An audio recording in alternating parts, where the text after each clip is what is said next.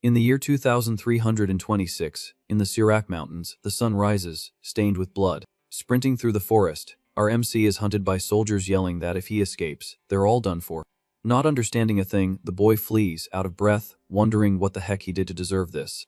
With a sweaty face and desperation pounding in his mind, the only question is why they want to take him out. Suddenly, the chase ends when someone screams for Kim Tae. Judah, stop right there, at the edge of a cliff. Just then, a magical explosion zips past, destroying the trees right in the kid's face. In a violent coughing fit, our guy's heart gives out, and he realizes his illness has struck again. Totally cornered at the precipice's edge, he hears the enemy call him by his military title.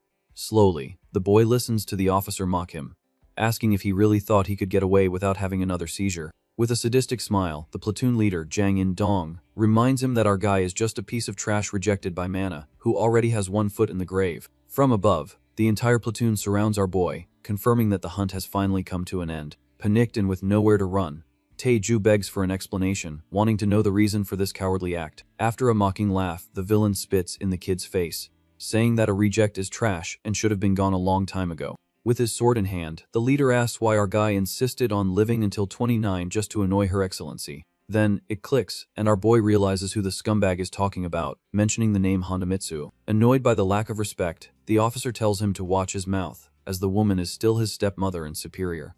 Without wasting any more time, the soldier charges forward and delivers a lethal sword strike against our MC. With wide eyes, the boy sees the blade coming as the villain tells him to just drop dead already. Swiftly, the slash hits its mark, sending blood flying everywhere. With the brutal impact, our boy's body is thrown and plummets straight to the bottom of the abyss. Right after the blow, the coward declares that the family lands will now go to the stepmother's children. With his back to the cliff, he wishes him a good trip to the great beyond, leaving our guy behind. In the blink of an eye, the story rewinds 300 years, showing a modern city in the year 2026.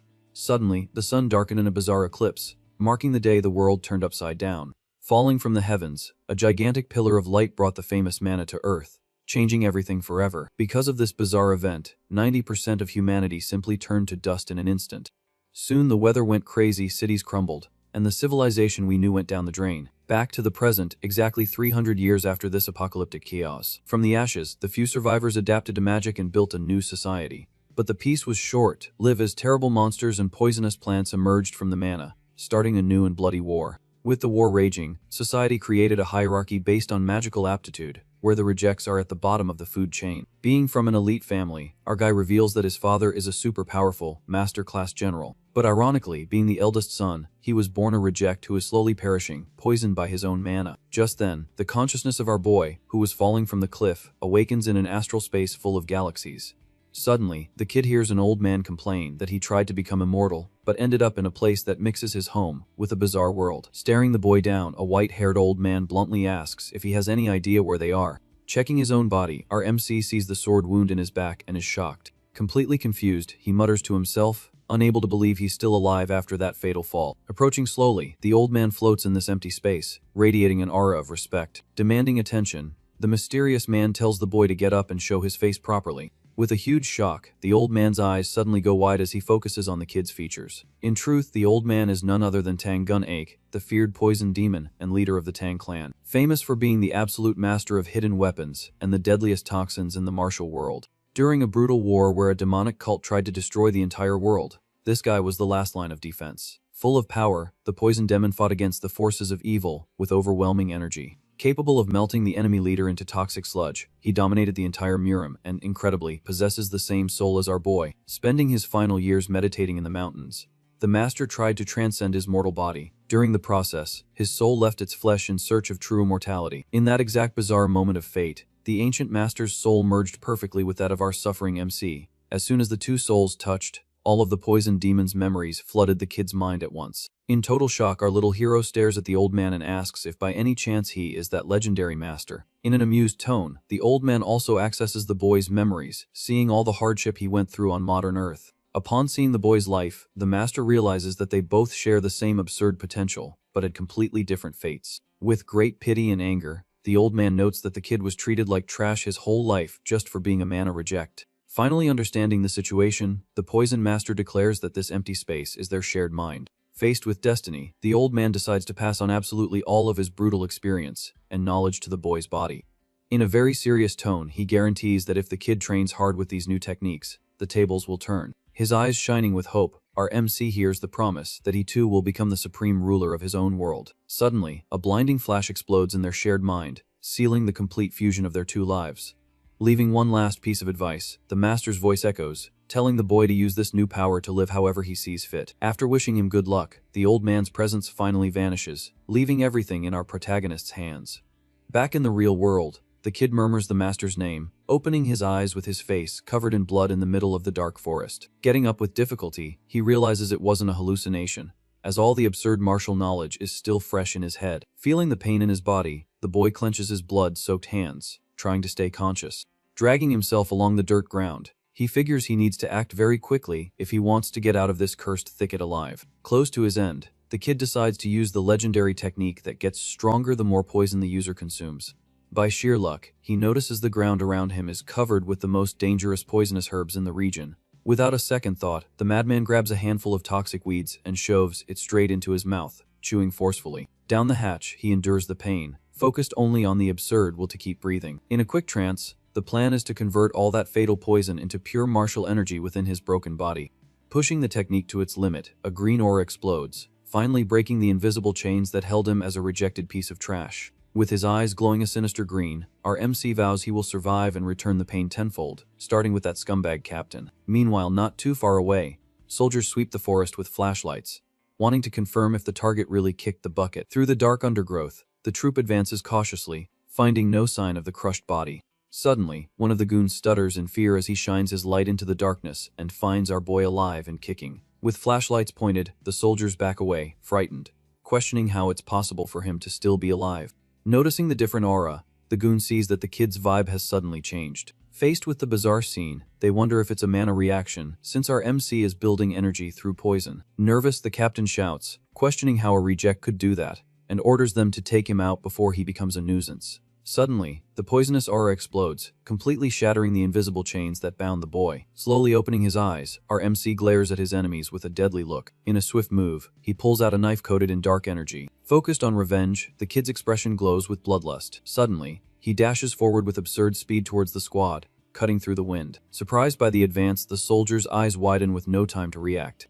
Looking at his own hands, the kid marvels at the fact that he finally has internal energy coursing through his body. Clenching his fists, he feels the real weight of this new power. Ready for retaliation, the boy says he can now return the favor to all of them, in kind. Calmly, he greets Lieutenant Zhang, saying it's great to see him again.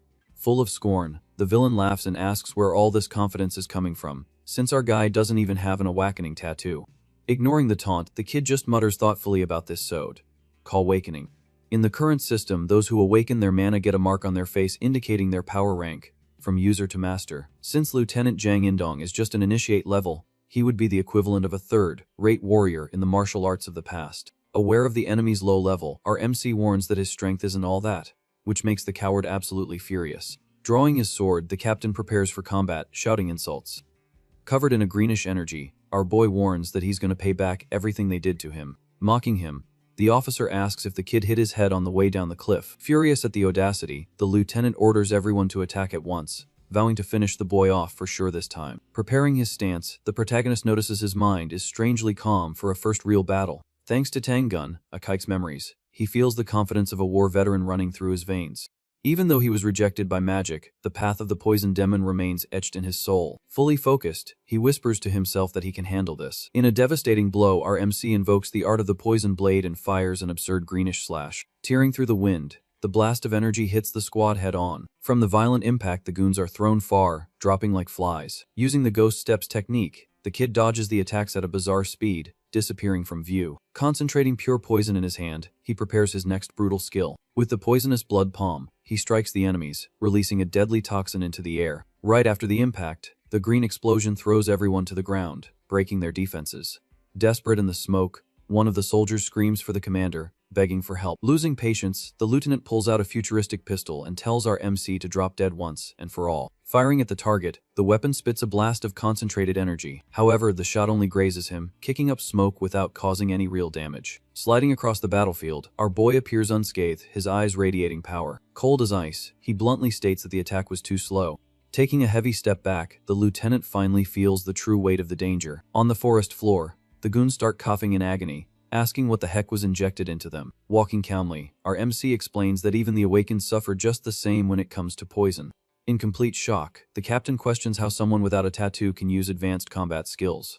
Mocking the question, the boy comments that Master Tang would be offended and asks how it feels to be on the receiving end of a beatdown. Staring at the human garbage, the kid asks if it isn't a disgusting feeling to be treated like an insect. With a mouth full of black blood, the lieutenant cries in terror and begs for his own life, calling our MC, "Sir." Without a shred of pity, the boy grabs the coward's neck with crushing force. In a muffled scream, the villain despairs, feeling death's grip tighten. Lifted from the ground like a doll, the scumbag struggles as the toxic energy burns through his veins. Gasping and nearly blacking out, the officer tries to threaten him, asking if our MC knows who's behind him. The poison quickly seizes his throat, but the guy chokes out the name, Mitsuyu, before passing out. With a dry snap, the kid finishes the job and breaks the enemy's neck right there. Covered in the blood of traitors, our hero drops the body to the ground, surrounded by the smoke of victory. With a smirk, he lets out a dark laugh, savoring the taste of revenge. Full of determination, he tells the wind not to worry, because he has no intention of going down quietly. Far away, the story explains that the Salmon Empire was formed by the merger of Korea, China, and Japan after the Great World Chaos. In the protagonist's hometown, called Paju, the arid lands are still under his family's domain. Inside a luxurious military office, an officer asks in shock if Taeju was discharged after an assassination attempt. On the other side of the desk, the report confirms that Jang In-dong's squad attacked him by surprise during a reconnaissance mission. After the ambush at the cliff, the report says that Lieutenant Kim miraculously survived but was discharged and vanished off the map. In the forest, the traitorous squad was supposedly devoured by magical beasts while trying to flee the scene. Investigating the tracks, the officer reveals that the betrayal was ordered by mercenaries affiliated with the Japanese. With a completely stoic face, the general is not at all pleased with this news. With a heavy sigh, the boy's own father immediately figures out that this is all the work of Mitsui, his current wife. This Honda Mitsui is the daughter of an elite Japanese family, and the wicked stepmother who always wanted our MC in a coffin. To ensure the Paju lands were passed directly to her own children, she waited her whole life for the reject to pass away. But since he insisted on living, even while sick at 29, the woman lost it and had her family send someone to erase the kid. Thoughtfully, the general admits the situation is serious, but the family lands are going bankrupt, and they desperately need financial support from the Japanese. Cold and calculating, he decides the only viable option is to swallow his pride and cover up this whole mess. Promptly, the subordinate understands the corrupt order and promises to clean up the tracks of the assassination. Shutting the door, the officer slips out, leaving the general alone in the room. Alone, the trash father tries to justify his cowardly act, saying the rejected son was going to perish from mana overload anyway. In his mind, he concludes it's better to ignore the crime to protect the healthy heirs than to start a war over a cursed son. Looking out the window to seal the final abandonment, he says he won't look for the boy and tells him to live the rest of his days in hiding if he wants to survive. Near the Empire's borders, the protagonist observes a massive city from the top of Jirisan Mountain. With a heavy backpack, he admires the impressive view of the free city of Guri. Beside him, an older adventurer called Chief asks if it's the boy's first time there. Smiling, the chubby man jokes that the newbie must not know much about the place, since he's so impressed. 300 years ago, Guri was just a small country town in old South Korea before mana changed everything. Since the Jirisan Mountains became filled with dangerous monsters, the emperor declared the region a free hunting ground. To encourage the slaying of beasts, the government eliminated taxes on magical items and turned a blind eye to illegal goods. Right after the liberation, mercenaries from all over the world flooded the city in search of easy money by killing monsters. Because of this, the chief explains that Guri became an economic powerhouse, producing 20% of all items in the empire. Despite the wealth, the veteran warns our MC to be careful, as the city is infested with dangerous criminals. Ready to head down the mountain, the team leader tells the group to get a move on and focus on the job. Adjusting the backpack, our boy agrees in silence, focused on his own goal. After surviving the cowardly army ambush, he had nowhere to go and needed a refuge. Alone on a rainy night, he decided to cut ties with everyone to focus on getting stronger. Disguised as a simple baggage carrier, he found the perfect cover in monster hunting. Since the Emperor's authority is weak in that region, it would be almost impossible for his family to track him. Besides being the perfect heady-out, the Jirisan forest is full of toxic herbs and poisonous monsters, ideal for his training. Focused on martial arts, he still finds it bizarre to use that term but blindly trusts his inherited power. Thanks to fate, the soul of the poison demon Tang Gun, a key merged with his moments before his end. Ironically, the assassination attempt orchestrated by Honda Mitsui ended up giving him supreme power. Since he doesn't have the strength or money for revenge yet, He uses the porter job to level up in secret. During the walk, the chief strikes up a conversation and asks who the boy thinks is the strongest in their group. Pointing to a red-haired swordswoman up ahead, the veteran reveals her name is Lee Ha-Nul and she's already a regular rank professional hunter. In this world, a regular rank is already a level above initiates, showing the girl has talent. Watching from a distance, our MC notices that the mana flow of another female hunter in the group is very strange. Suddenly, the woman's eyes roll back and she blacks out completely, collapsing to the ground. In an instant, the team panics upon realizing that a three-striped variant mosquito attacked the woman. Confused by the commotion, the boy doesn't understand why everyone is terrified of a simple insect. Without wasting time, the red-haired swordswoman jumps to the front, preparing a fire spell to toast the pest. With her eyes glowing with flames, she aims at the giant mosquito, ready to incinerate the flying creature. With a war cry, the redhead launches a massive fireball straight at the target. The explosion lights up the entire forest, turning the insect to ash in the blink of an eye. Once the shock wears off, our MC asks the chief why the whole group nearly had a heart attack over a single bite. Worried, the man explains that if that thing bites you, your mana simply vanishes from your body, and you pass out on the spot. Assessing the symptoms, the boy realizes this perfectly matches the poisons from Master Tang's memories. Discreetly, he approaches the fallen woman and decides to test his poisonous spiritual healing art. With his hands glowing with green energy, he draws out the toxin, and the woman wakes up with a jolt, asking what happened. Impressed by the effectiveness of his own power, the boy looks at his hands and notices he successfully absorbed the insect's poison. Not noticing the magical cure, the team chief suggests they retreat, since they don't have anti-insect gear. Suddenly, a loud noise comes from the bushes, grabbing everyone's attention. On high alert, the leader's eyes widen as he senses a heavy presence approaching. Immediately, the team draws their weapons and gets into battle formation, expecting the worst. From the bushes jumps a single, harmless bunny, breaking the tension of the moment. Relieved, the mercenaries start laughing, thinking it was a false alarm over a weak animal. Laughing at himself, the leader tells the crew to relax and get ready to head home. In the blink of an eye, the chief's expression changes from relief to pure terror. The red-haired swordswoman barely has time to turn before she's sent flying. With a brutal impact, a giant club smashes the group's defenses, kicking up dirt everywhere. From the darkness of the forest emerges a muscular orc, and right behind him, an entire battalion appears. Without warning, the green ambush surrounds the mercenaries from all sides, cutting off their escape route. Bleeding on the ground, the redhead yells for the group to grab the wounded and run, while she buys time with fire magic. Desperate, the chief calls for our MC, begging him to retreat with the other porters. Keeping his cool, the kid adjusts his jacket and tells them to go on ahead, because he's staying.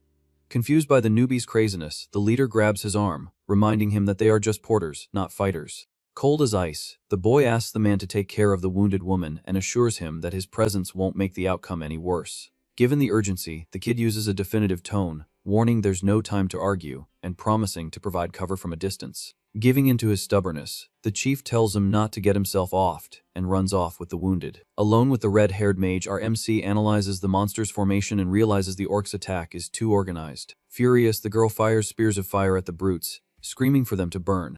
In the midst of the chaos, she turns her head and yells that one of the orcs broke through the blockade and is heading for the civilians. Stomping hard, the monster ignores the flames and charges straight to annihilate the fleeing group. Annoyed by the creature's audacity, the mage prepares another attack, asking where it thinks it's going. With a swift move, she raises a gigantic wall of fire, blocking the orc's advance, which burns to a crisp. From the heat of the fire, smoke rises, temporarily obscuring the view of the battlefield. Suddenly, the girl's eyes widen in pure shock as she feels a gigantic shadow behind her. Out of nowhere, our MC screams with all his might, telling the raidhead to get down immediately. A second orc emerges from the smoke, ready to bring its lethal axe down on the defenseless mage's head. Far away and out of normal time, the story cuts to the immortal realm floating in the clouds. A beautiful paradise full of flying islands and celestial mountains shows where the Poison Master ended up.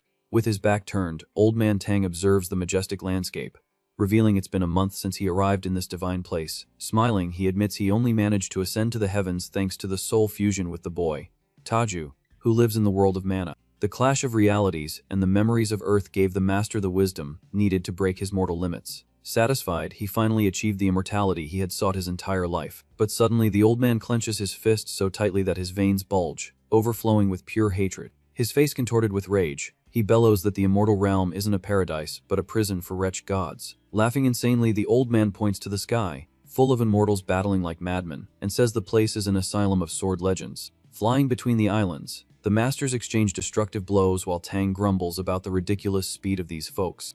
With a sigh of frustration, He realizes he wasted years of his mortal life just to end up in a chaotic arena where everyone acts like a beast. But even annoyed, he decides to look on the bright side, since this dimensional prison at least allowed the soul connection with our boy. Staring into the void of the celestial sky, the master asks in a whisper how his hair is doing in the world below. Thanks to the hellish environment, the demon says he became an absolute lord and sincerely hopes the kid can find happiness using this power. To overcome the madness of the immortals, the boy would need to reach the 7th star of the poisonous spiritual art and grow as quickly as possible. With a nostalgic smile, the master wishes for a future reunion and promises to look for new techniques to teach when the time comes. In the middle of his promise, he dodges a piece of rock that nearly cracks his head. Furious at the lack of respect, the chubby poison master bellows, questioning how a sword mage dares to underestimate his flying blades. Laughing like a psycho, he vows to end the swordsman and charges, breaking everything in his path. Back on Earth, the monstrous orc slams into the wall of flames and lets out a bizarre grunt. Before the beast can land the lethal blow, a voice echoes from nowhere, telling the mage to get down. The axe slashes through the air, creating sparks and nearly decapitating the redhead. With a grimace, the girl clicks her tongue, frustrated at not being able to react in time. From the bushes, a green aura cuts through at the speed of sound and hits the big guy head on. The impact throws the orc aside, saving the mage's life at the last possible second. Sliding in with style, our MC lands on the ground, ready to show them how the job is done right. Focused on the target, he mutters to himself that he's finally going to test his new wide area hidden weapons technique. In a fluid motion, dozens of green, energized coins explode from his hand, tearing through the green horde like paper. The projectiles pierce flesh and bone in the blink of an eye, slicing through the entire orc battalion. In less than a second, the metallic rain clears the battlefield, leaving only silence and the smell of blood. After the lightning-fast attack, the kid lands softly as the used coins pop onto the ground. Surprised by his own feat, he admits he didn't expect to wipe everyone out in a single hit but confesses it was pretty satisfying. Nearby, the mage is still unconscious, leaving the boy unsure of what to do with her. Not wasting time on moral dilemmas, he decides the best option is to bail quickly before the rescue story brings trouble. The main plan is to disappear off the map and not let the news of this massacre reach his father's ears in the Empire. With a smirk, he mentally thanks Old Man Tang for completely changing his rejected life in just 1 month. While packing up, he notices he forgot to put away his improvised weapons, and sighs, remembering that hiding evidence is a pain. Crouching on the ground like a child, the kid starts picking up the scents, grumbling about the high production cost of that bizarre technique. Focused on the collection, he remembers that at the 7th level of the technique, retrieving the weapons would be automatic, so the goal is to level up like crazy, and fast. During his search for the last lost coin, he looks around and approaches a giant tree. As soon as he finds the piece stuck in the bark, his expression changes. Pinned by the coin, the 3-striped variant mosquito is stuck to the tree, wiggling its legs. With a serious look, his mind starts working, putting the pieces of what just happened together. Immediately, our MC injects mana into his hand, feeling the exact resonance of the toxin that affected the swordswoman minutes before. Aware of the reports, he knows very well that this region was never the natural habitat of the cursed mosquito. With disgust, he analyzes the crushed insect that knocked out the redhead in one hit. The real danger of the poison isn't the bite itself, but the way it dissolves the life energy inside the host's body. The effect makes any mage temporarily lose their connection to mana, dropping to the ground like a rock. Connecting the dots, the kid compares it to the energy dispersing toxin very common in the old martial world. The big problem is that on modern Earth, people still don't know the cure for this energy-focused poison. Optimistically, he deduces that if he can analyze the exact components through the master's memories, an antidote can be created soon. And the first step is Bizarra open his mouth, pop the whole mosquito in there, and give it a good chew to get the essence. Wiping his lips with the back of his hand, he swallows the insect hard, processing the crazy thing he just did in the name of science. In a few seconds, his brain processes the taste, and he confirms that the chemical components are identical to those from the other world. Licking his lips, our MC gives a calculating smile, knowing he just needs to gather some herbs nearby to make the cure. He plans to test the recipe as soon as he gets back to camp, smelling pure profit. However, the moment of peace dies as soon as he feels a weird vibration shaking the ground. Startled, his eyes widen, alerted by the bizarre aura coming from behind him. From the darkness of the trees, a monstrous orc with runic tattoos reveals itself, breaking through the thicket. Unlike the common ones, this giant elite has eyes glowing blood, red, and gutturally commands a human to perish. From its colossal size and strange ability to speak, the kid knows he's not dealing with just any forest creature. Aware of mercenary rumors, he recognizes the monster as an extremely rare and dangerous awakened elite. Completely tense, he wonders what madness is happening in the mountains for this many anomalies to sprout out of nowhere. Roaring with fury, the abomination attacks, bringing its axe down with overwhelming force. The monster quickly focuses on its target, preparing a clean strike. The brutal impact of iron on the stone ground creates a fissure, tearing the earth and shaking everything around. Sent flying by the impact, our boy narrowly dodges, feeling the wind from the attack on his back. Landing firmly, he grabs a few coins from his pack, betting that normal attacks might not even scratch this beast's hide, and decides to go all out at once. Gathering a lot of energy, he activates the technique at a higher level, shaping the coins into a large cone of light called a single flash. The concentrated attack cuts through the air toward the creature's chest with absolute piercing power, but the elite reacts, raising its massive black axe like a shield. With a dry thud, the strongest flying dagger technique explodes against the steel without causing a shred of real damage. Watching the smoke clear, the kid's expression hardens, confirming his suspicion that he needs something more. If the concentrated blow failed, he notes that throwing multiple daggers at once would be suicide against this natural armor. Furious, the red-eyed monster breathes heavily, focusing entirely on its tiny enemy. Giving up on the coins, our MC inflates his hand with dense poison, betting that the blood seal palm will be enough. In the middle of his run, he shakes his head, frustrated for having retreated at a crucial moment of danger. He wonders how pathetic Master Tang would find this fearful posture and decides to swallow his pride. It hits him, and he understands he got too arrogant just because he wiped out some dumb orcs minutes ago. Covering his entire body with greenish flames of pure toxicity, he prepares for the final charge, vowing that nothing else will stand in his way. In a continuous motion, he advances, breaking the sound barrier, repeating the absolute motto of the poison demon. The orc's axe and the boy's toxic aura meet in the middle of the clearing. The collision makes the entire forest tremble, and a green shockwave shatters the trees, marking the epic clash between the two. Spitting blood, the kid feels the crushing impact on his bones before he even hits the ground. A violent boom shakes the forest as the orc slams its massive green axe into the center of the clearing. Kicking up a cloud of dust, the beast pulls its weapon back as if it were nothing. With a superior stance, the elite glares at the boy sprawled on the dirt, nearly unconscious. Coughing up dirt, our MC grumbles to himself, realizing his attack was too shallow to cause real damage to that stone-like body.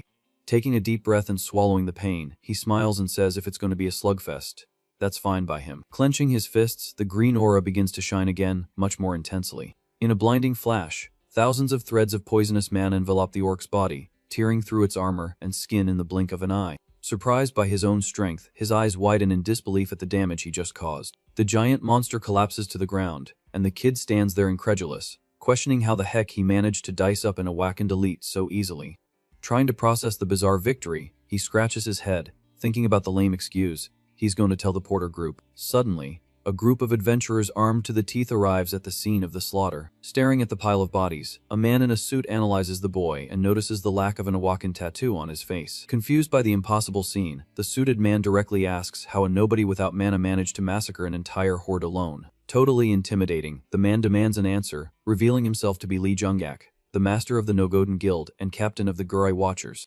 Sensing the overwhelming aura, our MC immediately realizes he's not dealing with just anyone and decides to act very carefully to not reveal his poison secret. Focusing on the act, he bows his head in a humble posture just as the Porter chief arrives, shouting his name.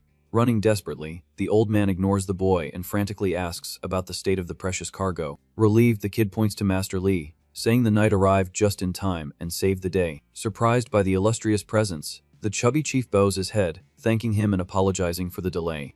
In the shadows, the story explains that since Guri is a free city far from the emperor, the people are governed by an autonomous committee. And this Lord Lee Junghak is not just a powerful master but also one of the three big shots who control public safety in the region. Shaking in his boots, the chief taps our MC on the back, whispering that they need to pay a bribe so this guild doesn't crush them. Forcing the issue, the old man tells the boy to properly thank the one who saved their lives in the chaos. Confused by the lie, the guild master stares at the kid, trying to figure out if he's really just a pathetic porter. Laughing nervously, our MC confirms the act, swearing it was the red-haired mage who obliterated all the orcs by herself before fainting from exhaustion. Luckily for him, the guild soldiers arrive carrying the unconscious swordswoman and confirm the fabricated story. Out of patience, the suited master turns his back and orders his troop to collect everything and get out of there. Staring into the dense forest, the lord sighs, finding the whole thing very suspicious, but decides not to dig deeper. Before disappearing into the shadows, he turns his head and warns the boy not to cause trouble in Guri, as a next encounter would be very unpleasant. Sighing in relief, the chief celebrates that the lord is finally gone and advises the kid not to get too confident. To survive comfortably in the city, he warns that it's best to avoid crossing the guild's path as much as possible and live like a shadow. Curious about the advice, our MC asks if Lord Lee is really such a bad guy, since he just seemed a bit arrogant.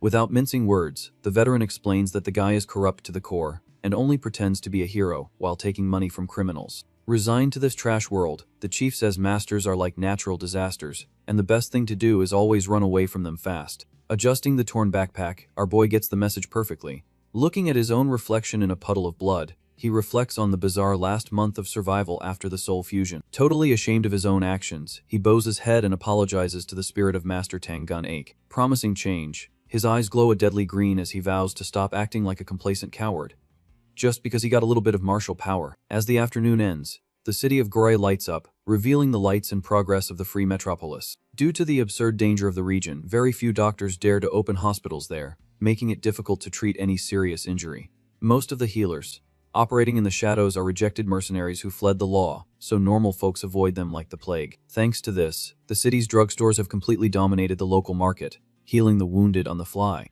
In these shops, pharmacists have full government authorization to prescribe and sell absurd magical items right over the counter. Focused on sure profit, mercenaries prefer to spend rivers of money on efficient potions, rather than risk their lives in a dirty clandestine hospital. Completely hooded and masked, our MC faces the heavy rain, holding 3 small brown vials filled with liquid gold. Tired to the bone, he mutters about how he suffered for a whole month, just to create this chemical masterpiece. Focused on getting rich, he celebrates achieving the 3rd phase of the spiritual art of poison, ensuring he won't get beaten by any half-baked orc now.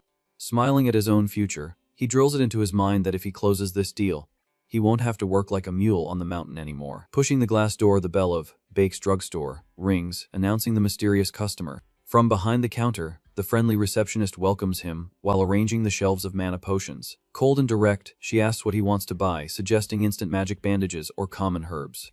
Ignoring the offers, the hooded boy demands to speak directly with the boss and owner of the establishment. Surprised by the strange customer's audacity, she raises an eyebrow, not understanding the wet kid's attitude. In silence, the woman processes the suspicious request, while a gray-haired old man in the back of the store pays attention to the conversation. Stroking his mustache, the veteran sizes up the kid from head to toe, trying to read his intentions. Revealing himself, the owner, named Bake Hong Pio, announces he's the boss there and tells the kid to spit it out. With a firm posture, our MC gets straight to the point, stating he doesn't want to buy anything, but to sell a wicked medicine. Sighing with pure boredom, the veteran pharmacist complains about how every day some street vendor shows up thinking they've invented sliced bread. Turning his back scornfully, he tells the boy to go to the flea market, because his elite pharmacy doesn't accept crappy homemade potions. Without blinking, the kid pulls out the brown vial and slams it on the counter, telling the old man to focus. Annoyed by the audacity, the owner turns quickly and repeats that he's not interested in buying suspicious junk from strangers. Ignoring the scolding, our MC calmly announces that the little bottle contains the pure antidote for the 3-striped mosquito bite. Instantly, the entire store freezes, and the old man's mustache trembles in pure shock. Staring at the dark glass bottle, the old man knows perfectly well that there is no cure for it anywhere in the entire empire. With a perfect commercial tone, the kid instructs that the medicine should be taken in advance, acting like a protective vaccine. Twirling the vial in his fingers, he warns that the effect lasts for exactly 10 hours, allowing hunters to explore the nests without fear. Suddenly, the owner's face changes, and he presses his forehead, exploding with pure anger and frustration. Yelling, the old man calls the boy an insolent brat, telling him to come up with a more believable scam next time. Maintaining a heavenly peace, our MC pulls out 2 more vials and lines them up perfectly in front of the terrified attendant. Adjusting his hood, he advises the grumpy old man to test the vials in practice and call if he changes his mind about becoming a billionaire. Sliding a white card across the counter, he sets the final deadline at midnight sharp, calling the absolute bluff. Turning his back and ignoring the insults, he waves from a distance, warning that he'll offer it to the competition if the phone doesn't ring. The store plunges into a deadly silence as the pair stares at the slamming door and the magical vials on the counter. Running a hand through his hair, the old man mutters in disbelief, asking the heir if that masked youth is completely out of his mind. At the pharmacy counter, a burly adventurer stares at our MC's vial with shining eyes. Dressed in heavy armor, the guy named Jin Su is a squad leader addicted to magic potions and asks the owner if the liquid really works. Totally skeptical, the old man swallows hard and admits he has no idea if it's real or a scam. Excited by the novelty, the knight reaches out and grabs the brown bottle directly from the counter. Laughing at the situation, he says there's only one way to find out if the green miracle is real. Sighing heavily, the pharmacy owner confesses he doesn't have much hope, since the big corporations never found a cure for the cursed mosquito. But the hooded boy's blind confidence left the old man with a nagging suspicion. Without a second thought, the potion addict pops the cork and chugs the liquid right there in the middle of the store. Desperate, the attendant yells, telling the madman to stop drinking an unverified substance. Blinking in confusion, the warrior wipes his mouth and says the stuff tastes very familiar. Surprised, the owner's eyes widen and he repeats the question, wanting to know if the so-called magic cure is just tap water. With a bored look, the knight nods and says he drinks so many potions he can tell the lack of mana right away. Totally disappointed, the owner grabs the other 2 vials and throws them straight into the trash. Grumbling, he calls the boy a street scammer, vowing never to fall for a sob story again. After paying for the normal remedies, the warrior picks up his basket and prepares to leave. Curious, the owner asks if the addict's team is heading out to hunt the frog monsters in the mountains right now. Counting the money, the knight confirms the mission but complains that the price of normal potions is absurdly expensive. Waving goodbye, he opens the door and jokes that he's late for the hunt thanks to the miracle water tasting. Alone in the shop, the old man sighs, agreeing that creating an antidote like that in a home kitchen is pure fantasy. Far away in the mountains, the sun begins to set, and magical explosions light up the dense forest. From the bushes, a monster resembling a giant dog growls, baring its sharp teeth. Quickly, a blue shield shines, kicking up dust and blocking the beast's attack. A scream of pain tears through the air as red claws break through the defenses and slice nearby trees. Desperate, the squad's mage cries out in agony, asking what the heck a blade-toothed mutant weasel is doing in this low-level area. Swinging her sword, she informs the leader Jin, so that the path behind them is clear, and begs everyone to retreat before they all perish. Coughing up blood, she says the entire group has been poisoned by mosquitoes, and her body is already paralyzing from lack of mana. With a deadly expression, the leader holds the magical defense and tells the group to hang on a little longer. He vows that the situation will be resolved if they take down the giant weasel right there. But in the middle of his speech, his eyes lose focus, and an infernal buzzing invades the warrior's ears. Out of the corner of his eye, he sees the cursed 3-striped mosquito landing right on his neck. In a panic, he realizes that if the leader also gets poisoned, the entire team is headed for a coffin today. Before his brain can react, the bite happens, and the magic shield already starts to flicker, indicating a mana break. Looking around, he puts the pieces of the disaster together, knowing everything has gone wrong. The squad came to hunt weak frogs with mosquito-proof clothing, but the darn blade-toothed weasel tore through their protections right at the start. With their armor breached, the insects swarmed in and took down the magic team one by one until the captain himself became a target. Surrounded by mosquitoes and the mutant weasels that blocked their exit, the massacre seems inevitable. Desperate, the knight accepts that the mission has turned into a fight for pure survival. Bleeding, the mage yells for the captain to focus on the fight and watch out for the swift attack. The big guy's eyes widen as the elite weasel lunges straight for his throat. Tearing through the wind, the beast makes its deadly pounce, ready to finish off the poisoned leader. With an absurd boom, the red claws clash against the mana shield, cracking the defense in an instant. The force of the impact kicks up dirt and throws the beast back, but the blue barrier shatters completely. Unharmed, the knight opens his eyes in shock and checks his hands. Strangely, he notices that only the spell broke, but his body is still full of strength and energy. As it dawns on him, he remembers the miraculous tap water he drank at the old man's pharmacy hours ago. Renewed, the warrior swallows his fear and tells everyone to regroup right there. Holding his sword firmly, he vows that if the kid's potion is the real deal, they're going to wipe the floor with these weasels. Leaping into the air with speed, he drives his magic blade straight into the mutant beast, which howls in pain. Smiling like a madman, he shouts that the potion works and their chance of getting out alive is 100%. Hours later in the city, the pharmacy sign glows in the silent dawn.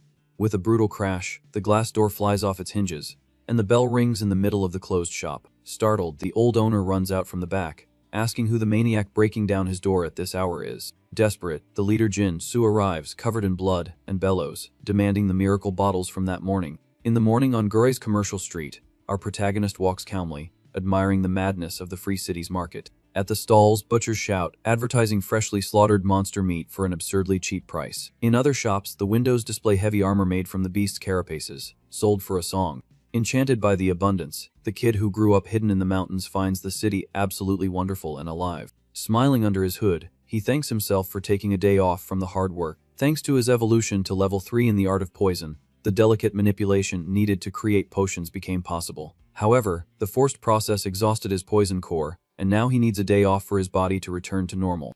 Back in the present, he finds himself in a luxurious penthos, signing paperwork with the drugstore owner and laughing at the situation. Agitated in all business, like the grumpy old man changes his attitude completely and says he'll buy absolutely all the stock. Sipping coffee, our MC smirks and asks if the antidote worked miracles in the mountains and saved lives. Totally ecstatic, the owner says this cure will turn hunting in Jirisan upside down in a matter of days. Regretting his ignorance, the old man praises the boy, calling him a genius, and swears he didn't see the shining diamond in the rough.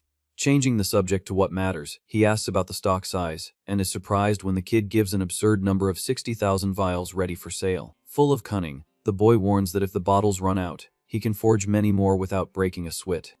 Reading the crazy contract, the old man notes that the production cost of each potion is 10,000 won, and he wants to sell them over the counter for 50,000 a unit. Holding back a laugh, our guy doesn't mention that he spends less than 100 won to make the stuff with weeds from the mountain, pretending the offered profit is totally fair.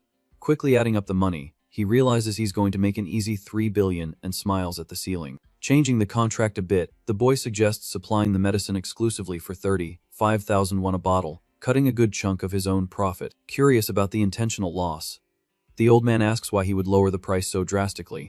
Looking at the old man's resume, he mentions that the pharmacist secretly runs the main orphanage in Gurai, donating his own profits to the kids. In exchange for the low price, our MC holds up the contract and asks for just a safe space inside the shop to manufacture the antidotes in peace. Charmed by the inventor's good heart, the owner shakes his hand firmly, calls it a divine miracle, and seals the partnership to get rich while saving the world. With the billion-won contract signed and his pockets full of cash, the kid struts down Gurai's main street. Hiding in an alley, he notices several shops full of cool gear he could never afford when he was a broke porter. Suddenly, a bald vendor at a weapons stall shouts, trying to get his attention and push his merchandise. Turning his head, the boy raises an eyebrow, surprised to be picked out of the crowd. Rubbing his muscular arms, the vendor guarantees his forge is the best in the region and tells our MC not to look anywhere else.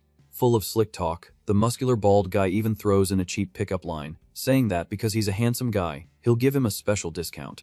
Uncomfortable with the bizarre compliment, the boy immediately refuses, saying he doesn't need anything at the moment. Before he can take a step, the vendor grabs the kid's shoulder with a vise-like grip. Forcing the issue, the bald guy tries to drag the customer into the shop, insisting he just take a quick look, no strings attached. With a deadly glare, the boy simply plants his feet on the ground and pushes the giant's hand away with absurd ease. Impressed by the immense strength, the vendor immediately realizes the kid has an internal energy worthy of a 3-star master blacksmith. Fascinated, our MC enters the shop and starts running his hand over the displayed swords, admiring the gleam of the blades. Observing every detail, his eyes glow green, noticing that the finish on the weapons is incredibly perfect. Changing his mind, he mentally admits the bald guy wasn't lying and that the shop really has high-level equipment. With his confidence restored, he turns to the owner and asks directly if the guy can forge a custom order of 100 pieces. Handing a drawing over the counter, the boy asks for daggers in the shape of willow leaves, a type of weapon extremely rare in the current empire. Analyzing the paper, the blacksmith frowns, noting that the blades are too small for normal combat use. Smiling, our MC asks if the order is impossible. Pounding his chest, the bald guy says it's a piece of cake but warns that the base material needs to be mana steel to cause damage, and he's low on stock. Calculating the cost in his head, he estimates a price of 250 million won, considering the rare material and labor. Swallowing hard, the kid accepts the $1 million price on the spot, realizing that Master Tang's techniques burn through money at an absurd speed. Sealing the deal, our MC gives the delivery address and leaves the shop with the order secured.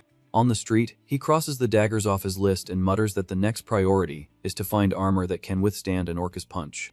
In the memories of the martial world, Master Tang wore long robes full of hidden pockets, perfect for storing potions and weapons. But wearing a historical robe in the middle of a modern city, he admits he'd look like a crazy cosplayer, drawing too much attention. Looking at the shop windows, he wonders where he'll find a modern piece of clothing that can hide all this lethal junk. Out of the corner of his eye, he notices a chick mannequin in a luxury boutique across the street. A saleswoman with fox ears hands out flyers at the door, advertising a new collection of coats made entirely from monster hides. Noticing a stylish long overcoat, he realizes the internal pockets are perfect for hiding his poison vials. Smiling at the mannequin, the boy nods to himself, praising the piece's good taste and practical design. Entering the boutique, the boy finds the place empty except for the red-haired swordswoman arguing with a suited manager. Recognizing the woman from the massacre, he thinks about turning back to avoid trouble and having his identity leaked.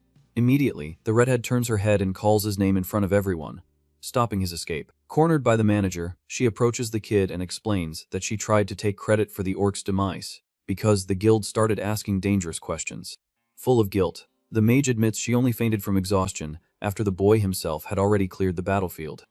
Sincerely, she says that even though she took the glory, she wouldn't forget who really saved her, and thanks him from the bottom of her soul. Grateful for her discretion, the boy nods, not quite sure how to react to such honesty. Embarrassed, he cuts the conversation short, saying the redhead should calm down because he only attacked the orcs to test his own poison, not out of heroism. Sighing, he questions if he really deserves all this gratitude since he saved her life almost by accident.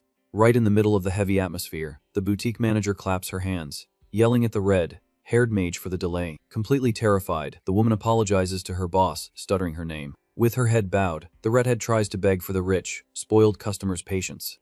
Suddenly, the mage bows her head to the customer and says that unfortunately, she won't be able to sell the special overcoat she chose. Confused by the whole mess, the boy recognizes the long overcoat from the window and focuses his gaze on the argument. Furious, the manager yells, saying that the customer already had her measurements taken for the leather coat and asks what kind of joke this is, canceling the sale out of nowhere. Trying to stay calm, the red-haired mage explains that the coat was the most valuable item in her inventory. Unfazed, the spoiled customer crosses her arms and asks in a threatening tone the reason for the sudden change. Placing her hand on the saleswoman's face, the manager tells her to shut up and sell the coat, one way or another. Giving up on the humiliation, the customer turns her back and says she's tired of the drama, leaving the boutique immediately. The manager tears her hair out, screaming at the mage as the socialite disappears through the door, asking if she's lost her mind. Observing the pathetic scene, the kid concludes that the redhead's stubbornness just earned her a powerful enemy in a wealthy customer. After the little show, he curiously asks why on earth the woman canceled the sale of such $1 million item like that. With a grin from ear to ear, the mage drops a hint, saying that people think the boy is a bit slow on the uptake. Confused, he swears he's never heard anyone say that about him. Shaking her head in denial, the mage says there's no way he hasn't figured out her intentions yet. Maintaining a bored expression, our MC dryly asks what the heck she's trying to say. Without beating around the bush, the woman points to the silver fox fur coat and declares that the valuable item is a thank you gift for saving her life. Refusing on the spot, the boy crosses his arms, stating he can't accept such an absurdly expensive gift for no real reason. Her face hardening, the redhead insists, arguing that his real intention during the fight doesn't matter, only the fact that she's only breathing thanks to him. In an almost melancholic tone, she says she'd rather give her most valuable material possession now before one of them ends up perishing foolishly in the mountains, just like her old boyfriend. With wide eyes, our MC finally understands the weight of the gift, remembering that he spent his whole life only receiving criticism and insults from his useless family. Used to contempt, he remembers his stepmother and siblings always laughing at his illness. But now, feeling the warmth of a stranger's sincere gratitude, he lets out a small smile. Breaking the ice, he finally lets his guard down and accepts the mage's gift. Very excited, the redhead claps her hands happily and tells him to go get measured quickly before he changes his mind. Cutting back to the dimensional paradise, an immortal sighs heavily and yells to the universe that he's incredibly bored. Chewing on a magical weed, the so-called swordmaster dangles his legs from a cloud while the old geezers down below just talk about enlightenment. Tying up his white hair, immortal Dongjin complains about the monotony of the celestial realm, finding the place a total drag. Mocking his own colleagues, he insults everyone, calling them white, bearded old men who always wear the same boring robes. Suddenly, the master notices a guy in the corner wearing something completely different from the typical attire. Curious, he analyzes the newly arrived poison demon, who is wearing modern clothes just like the ones our MC wears on Earth. With his stylish jacket, Master Tang ignores the crowd and shows off a cool look, not caring about others' judgments. Observing the fashion-forward madman, the sword immortal considers asking the poisonous old man for some style tips just to break the boring routine. Getting up from the cloud, he decides that hanging out with that crazy guy must be at least entertaining. Taking a step, he plans to trade some heavy blows or techniques in exchange for some valuable modern suing tips. Biting a celestial peach, Old Man Tang ignores the commotion and finds the situation amusing, savoring the taste of the divine fruit. In the free city of Gurai, life continues at full speed, with immense skyscrapers cutting through the clouds. Flying buses cross the busy streets, showing that technology and magic have blended perfectly. Admiring the city view from a rooftop, a rich young woman assesses the futuristic scenery. She finds the architecture exaggerated, but her assistant beside her notes that this is the noble district, where only the elite can set foot. The secretary explains that the normal borders were destroyed by orcs, forcing all of Guri's money to concentrate in the expensive high-rise buildings. Disgusted by the inequality, the young blonde, Zhang Yaonhe, a military cadet and wealthy heiress, criticizes the powerful who hide there while the common folk suffer. Complaining about the danger, the fearful assistant questions if they really needed to travel to this backwater just to buy a ghost fox fur coat. Patiently explaining, the blonde says the material isn't frivolous. Besides being super rare, the armor made from it is perfect for regulating body temperature in battle. Laughing at the military dedication, the secretary jokes that it's no wonder the heiress never takes a vacation and is always focused on heavy training. Taking advantage of the moment, the employee smiles and asks if she can spend a little of the blonde's grandfather's infinite money. The flying bus pulls up to the luxurious stop, and the doors open with a mechanical hiss. With a firm step, designer shoes touch the concrete, marking the arrival of the magnates in Guri. Determined, the cadet tells her assistant to lead the way straight to the Flame Boutique, without wasting time on sightseeing. In the shadows of an alley, the protagonist observes the intense movement of wealthy adventurers, wondering what the heck attracts so many fancy people to this dangerous city. Analyzing the photo of the ghost for Coat the red-haired mage suggested, the kid agrees that the long design is the perfect substitute for Master Tang's robe. Pushing the door of the Flame Boutique, the bell rings, catching the attention of the store's customers. Immediately, the blonde heiress and her assistant turn their heads, annoyed by the entrance of a disheveled customer into a luxury place. Ignoring the dust, the red-haired mage working there welcomes the boy with a huge grin, thanking him for visiting. Suddenly, the woman throws her arms up and drops a hint, pretending not to know her savior well. Confused by the act, he tries to remember what happened last month and whispers, asking if she hit her head. With a mischievous smile, the redhead explains that helping at the store is her main job, and that monster hunting is just a side jig to earn extra cash and pay rent. Cutting to the orphanage sponsored by the old man from the pharmacy, the place seems much more lively thanks to the absurd sales of the new potion. In a dark hallway at the back of the building, a hidden staircase leads down to the secret basement. At the end of the path, the basement has been transformed into a huge laboratory where our MC is working like a madman. With the palm of his hand glowing with green energy, the poisonous art fuses normal herbs into a pure healing liquid. Panting and sweaty, he smiles with satisfaction after finishing the perfect conversion of the toxin, feeling his mana control is much sharper. Putting his phone to his ear, he answers the call from the old man at the pharmacy while wiping sweat from his forehead. Full of pride, the kid announces that the huge batch of undiluted solution is ready to be bottled. Over at the pharmacy, the old man sighs in relief at the speed and informs him that the old stock ran out yesterday due to the crazy sales success. On the ground floor, the pharmacy looks like a war zone, with adventurers yelling and pushing each other in line for the antidote. A hurried big guy tells his crew to buy the maximum limit possible, stocking up before the price goes up. With a calculating smile, the old pharmacist says on the phone that he's cut the quota to 2 bottles per person to contain the madness. Aware of the Empire's scammers, the owner asks worriedly if the kid isn't afraid the competition will steal the formula and create a cheaper, fake potion. Calm as water, our MC screws the cap on a finished vial and says he couldn't care less. He explains that without using the absurd control of the spiritual art of poison, the mixture becomes lethal, so it's mathematically impossible to copy the product, unless the guy is also a demon. Relieved that the monopoly is guaranteed, the old man from the pharmacy says he'll hold down the fort by controlling sales, and tells him to send the bottles down quickly. Hanging up the phone, the boy sighs in frustration, because bottling the solution takes much longer than performing the magic itself. Far away in the dark corridors of the basement, 2 little kids from the orphanage approach the locked door of the forging and fabrication room. With wide eyes, the little boy says the folks upstairs swear a bizarre ghost haunts that basement full of boxes. Swallowing his fear, the boy takes the lead, acting brave, and announces he's going to scare the intruding spirit out of their secret base. With a trembling hand, he turns the handle of the heavy metal door, and the creak echoes through the empty hallway. When the door finally opens, a green, toxic smoke billows out of the laboratory, revealing the macabre silhouette of our sweaty MC in the dark. With his eyes glowing a demonic purple due to the accumulated energy, the boy says, in a bizarre, hoarse voice. Terrified, the 2 children let out a piercing scream, falling to the floor and yelling like crazy as they flee from the stinky ghost. Running up the stairs, the orphans cry in terror, spreading the word to everyone that the evil spirit lives in the basement. Sighing in exhaustion, our MC grumbles, annoyed by the nickname, Stinky Ghost, remembering he just hasn't had time to shower because of the absurd demand for potions. Sniffing his own sweaty shirt, he finally realizes he's a mess and needs to do something about his hygiene urgently. Soon after, at the guild, the chubby leader is nearly having a heart attack, remembering he has a hunting appointment and needs to leave as soon as possible, begging the kid to cover for his tardiness.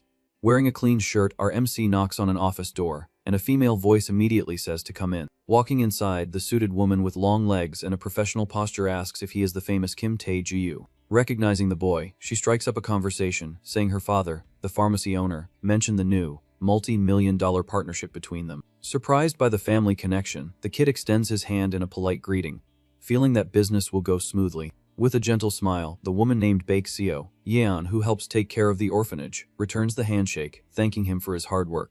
Running a hand over her neck, she laughs a bit awkwardly, saying the younger children wouldn't stop screaming about a boogeyman in the basement. so she came down to see for herself if everything was okay. Cutting to the real objective, she pushes a heavy wooden box with the MX Workshop, melee weapons, written on it, revealing the package he was expecting. The kid's eyes light up as he reads the label, and he thanks her immensely, saying the blades arrived at the perfect moment. With a mischievous smile, the boss's daughter covers her nose and jokes that he should probably hit the showers before opening the box. Terribly embarrassed, the boy makes a quick exit, waving as the children in the hallway still run from him, calling him a monster. Alone in his room, he tears the tape off the box with his teeth, focused on the masterpiece that cost a violent amount of money to order. Lifting the lid, he comes face to face with 100 perfect daggers, lined up and gleaming, and finds a small pink note taped to the wood. Reading the cheesy message, the bald blacksmith notes, complete with a little heart, that he sent the prototype blades for him to test and request adjustments if needed. With a vein popping in his forehead from anger, our MC crumbles the paper, fuming at the bizarre flirting and the bald guy's habit of calling him sweetheart. Crumpling the note into a ball and throwing it against the wall, the boy grumbles, pleading for this ridiculous joke to end for good. Taking a deep breath to forget the pickup line, he focuses on the weapon and lifts one of the willow leaf daggers, feeling the weight of the metal. Sliding his finger along the blade's edge, a clean cut proves that the piece's cutting edge is monstrously lethal. Tossing the small knife into the air, he spins the weapon with mastery, testing its perfect balance. Wielding the dagger firmly, our MC smiles confidently and decides there's nothing to adjust, as the weapon is the ideal size and shape he needs to send any orc to heck. Dressed in clean clothes, he remembers the red-haired mage who offered to pay for the extra daggers with a huge discount in exchange for the miracle in the forest. Putting the blades away, he realizes he's extremely late for his meeting with the guild chief and needs to fly to the Rendezvous. A short time later, on the mountainous border of Jirison, the air is tense, and the sound of beasts echoes in the distance. At a temporary military camp, armed soldiers sweep the terrain, preparing for the next slaughter in the infested area. Walking calmly with his hands in his pockets, the kid calls out to Chief O from a distance, announcing his arrival. Relieved, the chubby leader raises his arm and shouts, thanking the boy for not letting the group down on such an important day. With a firm handshake, our MC turns on the charm and says the honor is all his, promising to focus 1000% on the lethal hunt that's about to begin. Smiling gently, the boy says it was nothing, and that he's always ready to help the guild. Suddenly, a jerk with an angry face taps the sheath of his sword against his leg and curses at our MC, telling him to bow and apologize. With a ridiculous ponytail, the initiate rank mercenary Jang Won-jun complains about their socializing and tells them to focus on the job. Walking past the primped-up guy, our MC calmly warns him that he's crossing a dangerous line, reminding him that he arrived on time and has no reason to apologize to a nobody. Furious at the response, the initiate half draws his sword and threatens to cut the useless porter's face right there, a guy with no mana tattoo. Sighing with boredom, our boy focuses a green aura in his left eye, trying to control the absurd urge to rip the clown's head off. Desperate, the chubby chief whispers in our MC's ear, begging him to swallow his pride because the contract cancellation fee is too heavy for the guild to pay. Closing his eyes, the kid backs down and mutters a dry apology, accepting the insult for the old leader's sake. Thinking he won the exchange, the warrior sheathes his sword, telling everyone to get a move on and warning the boy to consider his life a stroke of pure luck.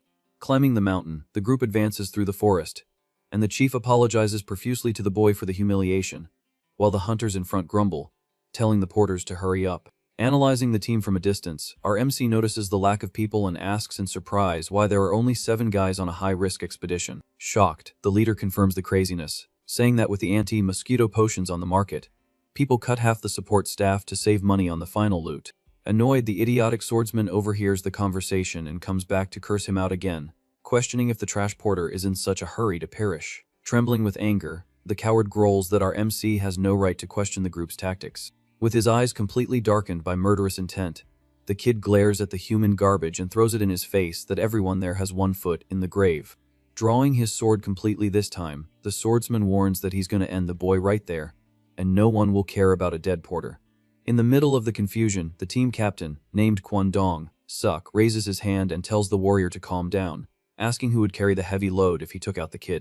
With a malicious smile, the captain laughs at the boy's audacity and comments that Guray's porters have been getting too lazy lately. Running his hand over his sword, the idiot backs off, laughing, and promises that if our MC tries to run, he'll slice him up without mercy.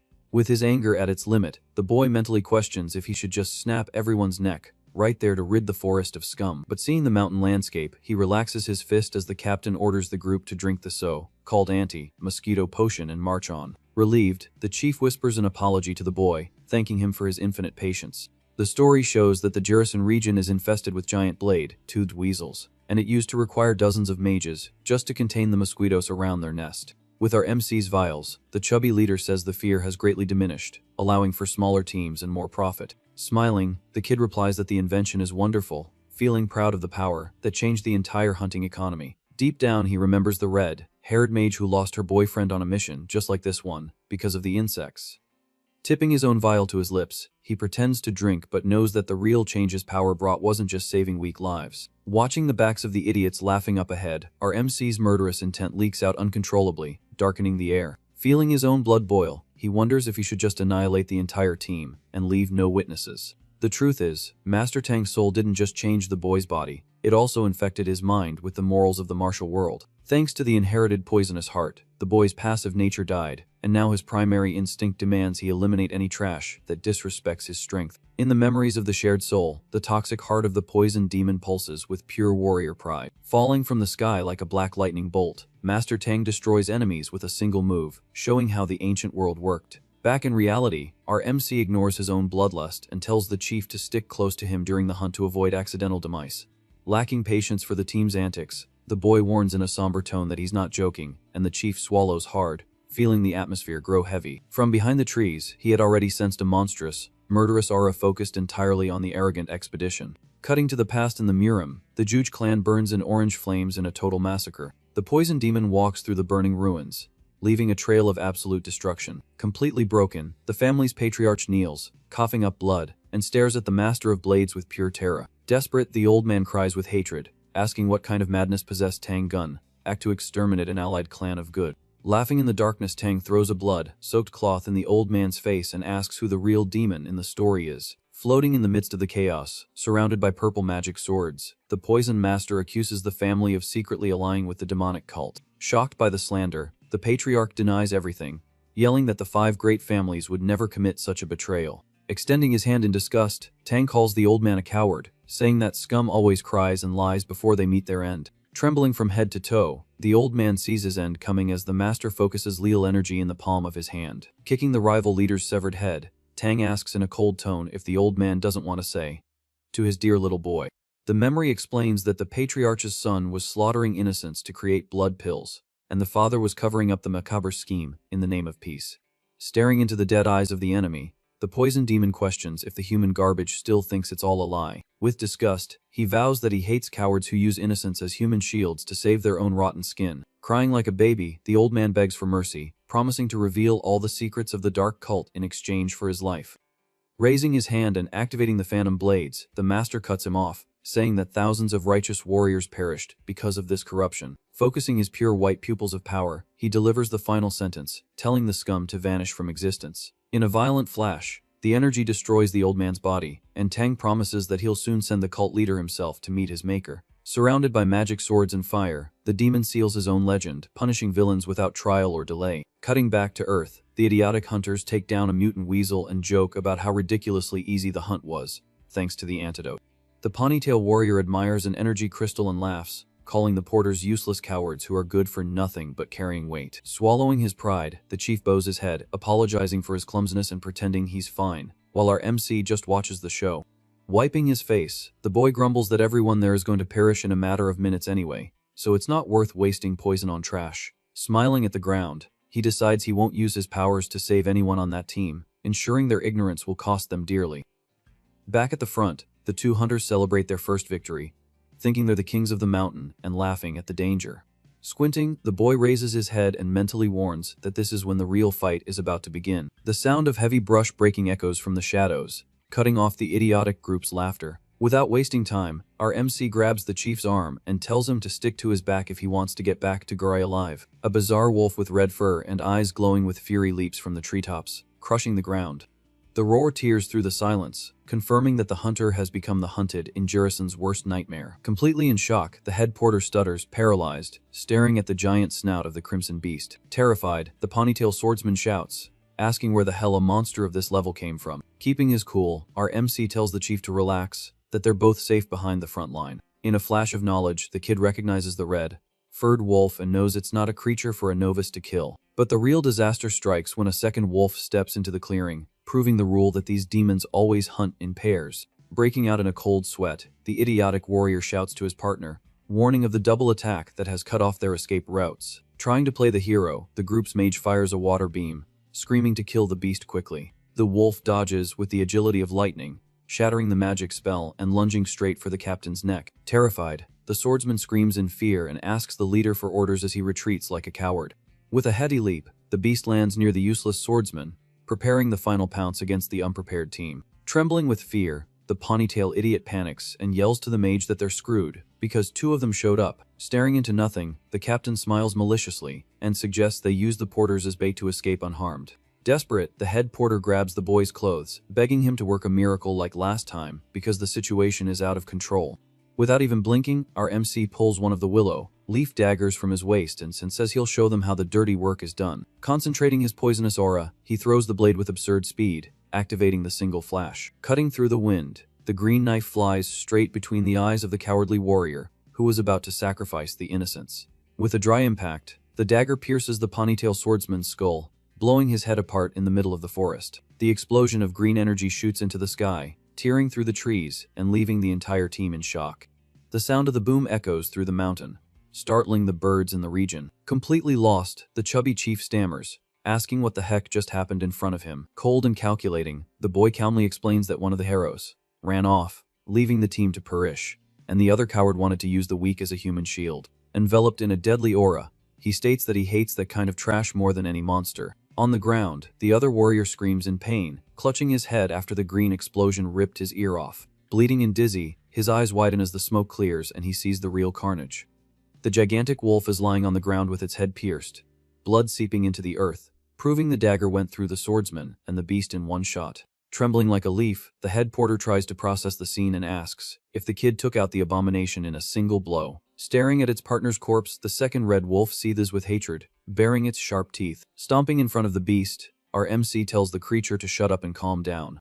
Overflowing with dark energy, the boy warns the monster that he's having a very bad day, and if it takes one more step, it'll become a rug. Turning his face to the earless hunter, the kid asks if he always acts like a rat on missions. He bluntly questions if it's routine for that group to throw the weaker members to the wolves to save their own skins when the tables turn. Desperate, the crazed warrior shouts, trying to justify himself, saying it's the law of the jungle, and that the weak must perish for the strong to survive. With narrowed eyes, the boy absorbs the pathetic excuse and smiles. Agreeing with the guy's rotten logic, our MC declares that then he'll love to get a taste of his own medicine. With a superhuman leap, the kid jumps behind the furious beast, leaving the two face to face. Landing on a high rock, he tells the surviving wolf to attack the remaining warriors. Confused, the earless guy doesn't understand the macabre move. Relaxed on the rock, our MC explains that he already took care of the pack leader, and now it's a fair fight between the beast and the brave warriors. Furious, the idiotic warrior grabs his sword and curses at the kid, asking what kind of crap he thinks he's pulling, thinking he can mess with the awakened. Losing patience, he turns to the group's mage, telling her to attack as well, swearing the two of them can handle the beast easily. Screaming in rage, the earless warrior raises his sword, promising to cut the kid to pieces right after. In that same second, the wolf attacks and tears the other mage in half, sending blood flying everywhere. Indifferent to the massacre, the boy recalls their agreement and says that since the warrior loves the law of the strongest, he has nothing to complain about. He returns the mockery, asking where all that confidence went from when they were hunting weak weasels. The wolf lets out a blood-curdling roar, focused on its next target. With a cold wave, the kid tells the hunter to fight for his own life. In absolute shock, the coward lowers his sword, realizing he's become beast fodder. Sweating bullets, the warrior glares at the boy and growls, asking if he really thinks he'll get what he wants. Boiling with hatred, the monster scrapes its claws on the ground, ready to tear apart its last target. Trying to be clever, the warrior tells the entire team to split up and run in different directions, betting on luck. As soon as he turns his back, the guy's eyes widen as he feels an absurd pain. In a perfect pounce, the wolf's fangs sink into the hunter's leg, throwing him to the ground like a rag doll. Bleeding on the dirt, the guy clutches his destroyed leg and cries in pain, cursing the kid. Suddenly, his vision goes dark and the monstrous wolf is on top of him, ready for dinner. With nothing left to do, the useless warrior screams for the porters, begging for help in his last second of life. Trying to save himself, the guy grabs the injured mage and throws her in front of the beast's jaws. In total shock, the girl sees certain doom coming with sharp teeth.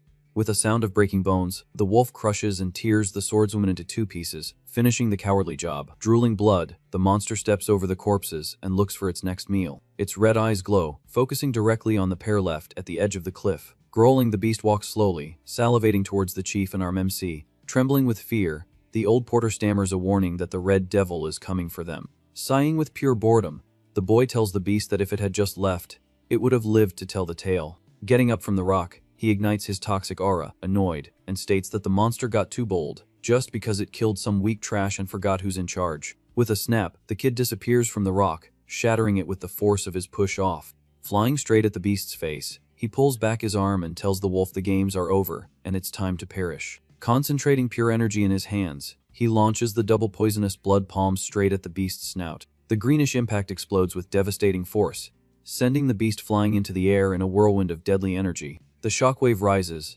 tearing through the clouds and shattering all the trees around, confirming the wolf's instant demise. Shocked, the head porter can't believe the monstrous strength of the boy he thought was just another weak novice from the city. Putting the pieces together, the chief remembers the orc slaughter and finally realizes it was the kid who annihilated everything, not the mage that time. Sighing in relief, our MC stretches his body and says it felt great to stretch his legs after being cooped up in the lab making potions for days. Walking over to the old man on the ground, he asks if everything's okay.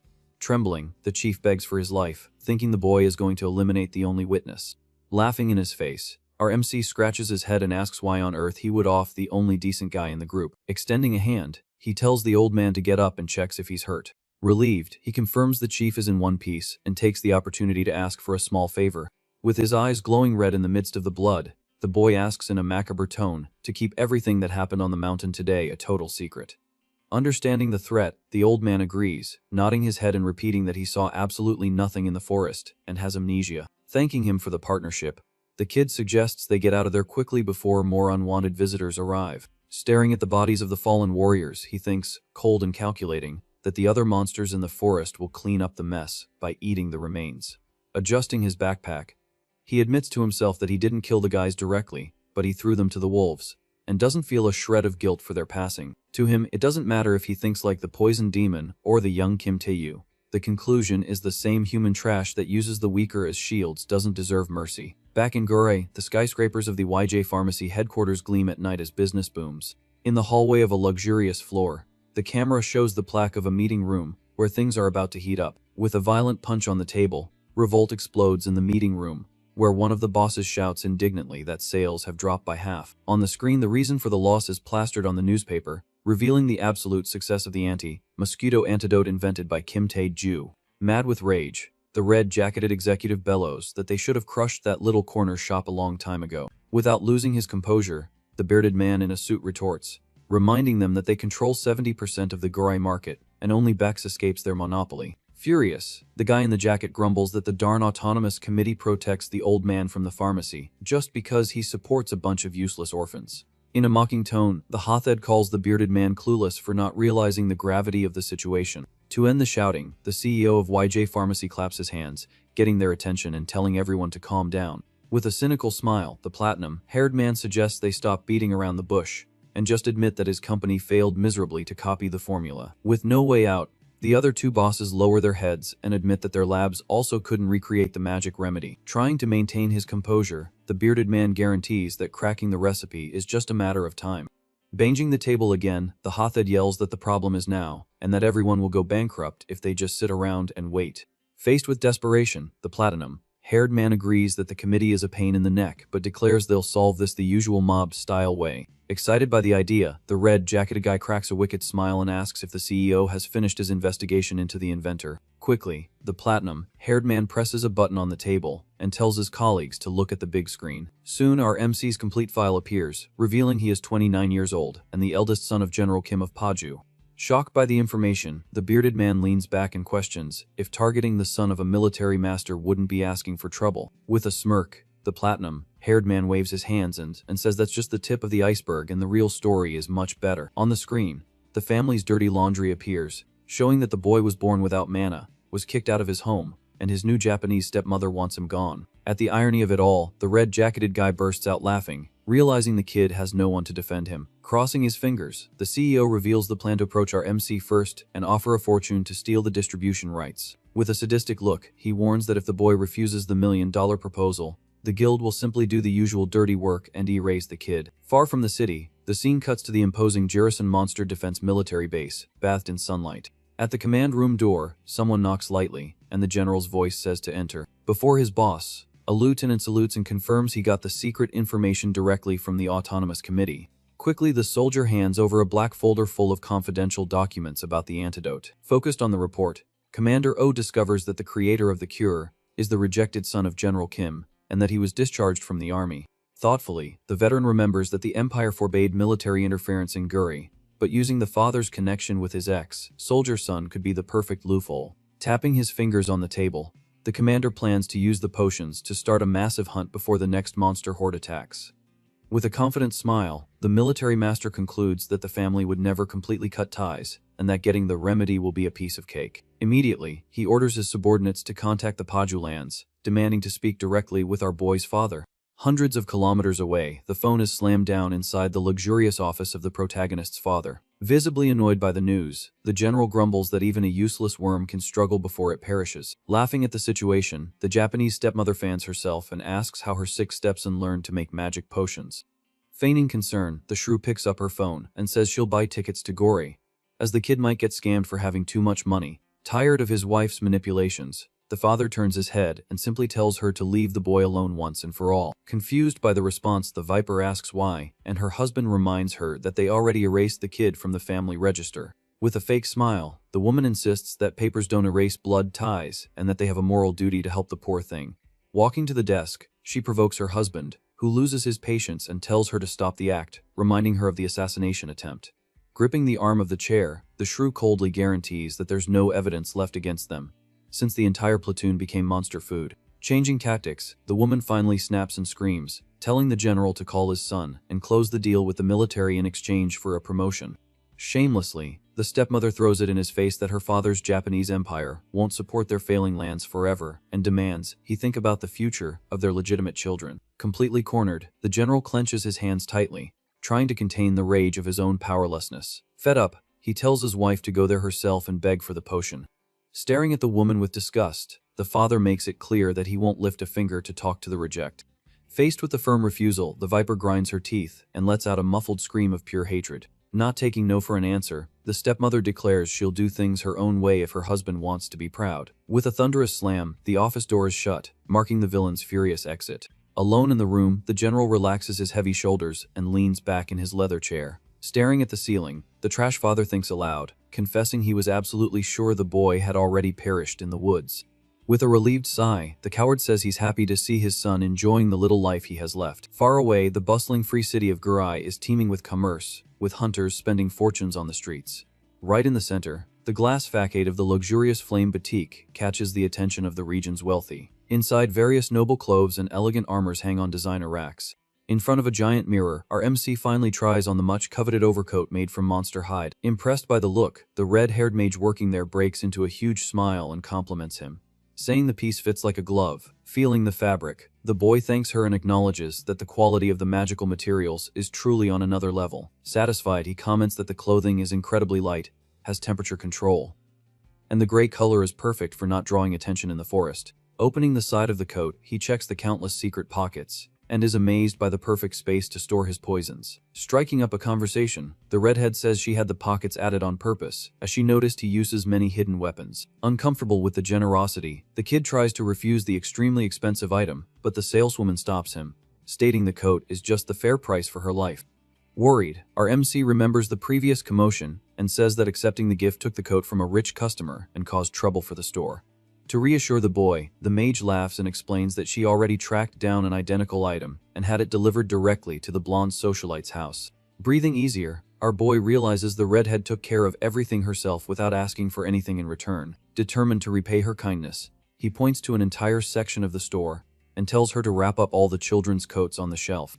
Flashing a black card with a confident smile, he says he'll donate everything to the orphanage and also hit her sales target for the entire month. Totally moved by the hero's gesture, the saleswoman bows her head in thanks and rushes to the stockroom to wrap up the fortune. Behind the girl's back, he concludes that she is a very rare hunter with a truly good heart who deserves respect. Just then, the boutique's doorbell rings, announcing the arrival of new customers. In a flash, the kid turns and comes face to face with the platinum-haired CEO of YJ Pharmacy, who enters, saying he's been looking for the boy everywhere. The heavy steps of expensive shoes echo on the wooden floor, showing the guy isn't there to play games. Directly, the mob boss extends a luxury business card and formally introduces himself with a plastic smile on his face. Cold as ice, our MC just stares at the suited man's hand without moving a single muscle to take the card. To cover his embarrassment, the businessman retracts the card with a little chuckle, pretending to understand the distrust. Having no patience for games, the boy cuts through the act, demanding to know what the trash wants and how he found his location. Adjusting his tie, the platinum-haired man states that the guild knows absolutely everything in Gurai and promises not to beat around the bush. Focused on the blackmail, the CEO changes his tone and asks for a little favor, demanding the boy provide the antidote formula to them as well. With a mocking smile on his face, the kid crosses his arms and bluntly asks if that's a request for a favor or a cheap threat. With a stern face, the mobster replies that for now, it's just a favor, but the protagonist's answer is a short and firm no. Intimidated, the boy turns his back while the businessman swears to pay triple the price and cover the fines, but our MC refuses, saying he won't throw his honor in the trash. Utterly desperate, the platinum-haired man offers 5 billion for the entire recipe, but the kid throws the bait back, asking if he would sell a gold mine for pocket change. Humiliated, the pharmacy boss grinds his teeth, feeling the anger rise to his head. Adjusting his posture, the suited man threatens that the boy's life in the city will become a living hell, but the kid just waves goodbye and tells him not to worry. Soon after, the red-haired mage approaches, curious about the visit, and the boy jokes, calling the millionaire mobster a simple street vendor. Outside, the suited man pulls out his phone, foaming with rage, and swears the stubborn brat will regret his choice. In a psychopathic tone, he answers the call and tells his goons to start the dirty work in the same cowardly way as always. Far away, the sun sets on a construction site on the outskirts of the city, where our MC's new mansion is being built. With a bang, papers and blueprints are slammed on the table, confirming the steady progress of the construction. Stepping onto the site with several fancy bags, the kid greets the construction chief, who asks in surprise what he's brought this time. Smiling, the boy explains that he bought expensive clothes for the workers' children as a way of thanking them for all their hard work. With tears in his eyes, the construction master hugs the gift and calls our MC a saint, promising to work even harder. Deeply moved, the old builder cries with gratitude, holding the new clothes tightly. Relieved to have chosen the right gift, the kid cracks a sincere smile and says he's happy with the reaction. Staring at the giant steel structure, he praises the accelerated pace of the work and thanks the team for their dedication. Remembering a previous conversation, the construction master asks if the boy has finally made a decision about the place's future. In a very serious tone, the protagonist confirms that the visit from the pharmacy mafia gave him exactly the certainty he needed to act. Startled by the news, the builder's eyes widen as he asks if the so-called businessman tried to hurt the boy in any way. Cool as a cucumber, the kid stretches his body and confesses that he was only threatened. But it served as a reminder of how the weak are crushed in this world. Determined to turn the tables, he makes his decision and announces that he will found his own pharmaceutical corporation, right there to head with the elite. Confidently, he asks the chief to take care of everything with the construction, as he needs to take an important and lengthy trip. Turning his back to the building, the boy explains that before starting the company, he needs to isolate himself to create an unprecedented and absurd potion. In the boy's mind, the story reveals the absolute technique of poisonous chaos, created by the legendary Master Tang. This divine martial art combines the 5 elements of nature, mixing water, fire, earth, wood, and metal into a pure and deadly energy. Through a mental pyramid, he reviews the 10 levels of power, knowing he needs to reach the 4th stage as quickly as possible. At the peak of this strength, the secret technique of the Rain of Infinite Blades can only be conjured by someone who reaches the final stage, awakening the true toxic spirit. Exactly as Old Man Tang did in the past, this bizarre power is capable of melting gods and demons until not even dust remains. In the midst of Jurisan Mountain, the spawning zone of demonic beasts exudes pure danger. Suddenly, a pillar of green energy explodes violently, tearing through the forest and breaking the region's silence. In the midst of combat, a giant mutant beast attacks with fury, but the boy nimbly dodges the fatal pounce. Cold and calculating, he focuses on the monster's movement, waiting for the perfect opening to counterattack. In the blink of an eye, the poisoned dagger pierces the beast's chest, spraying toxic energy everywhere. With a heavy thud, the leopard cat collapses and our MC retrieves his blade, unscathed. Wiping his forehead, he takes a deep breath and grumbles that the creature was the size of a real tiger. Analyzing the corpse, he notes that the beast's hide was so tough that normal blows barely left scratches. Frustrated with his own performance, the kid clenches his fists and admits that being only at the 3rd stage is still too humiliating. To speed up his brutal training, he rips out the beast's poison gland and smiles upon seeing the absurd size of the core. Straight to the point, he absorbs the raw toxin, knowing that with the legendary master's experience, evolution is pure math.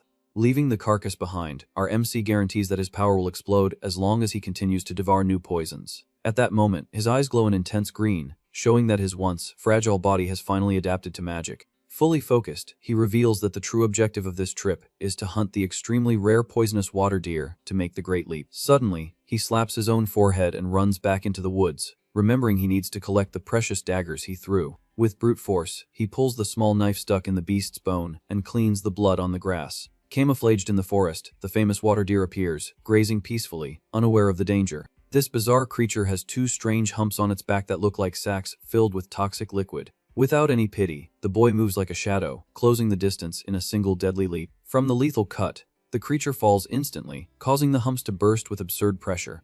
Immediately, a cloud of extremely poisonous purple spores spreads through the air, contaminating everything around. The entire clearing turns into a minefield, where even the leaves on the trees begin to melt. Protected by his own aura, the kid touches a deadly bubble and questions if this is the substance capable of melting even elite gas masks. Greedily, he begins to pull all that purple smoke into his body, refusing to waste such a rich material. A hurricane of pure toxicity envelops the protagonist, sucking up the lethal mist like a magical vacuum cleaner. Planting his feet firmly on the ground, he performs the hand seals of the spiritual art to control the chemical storm.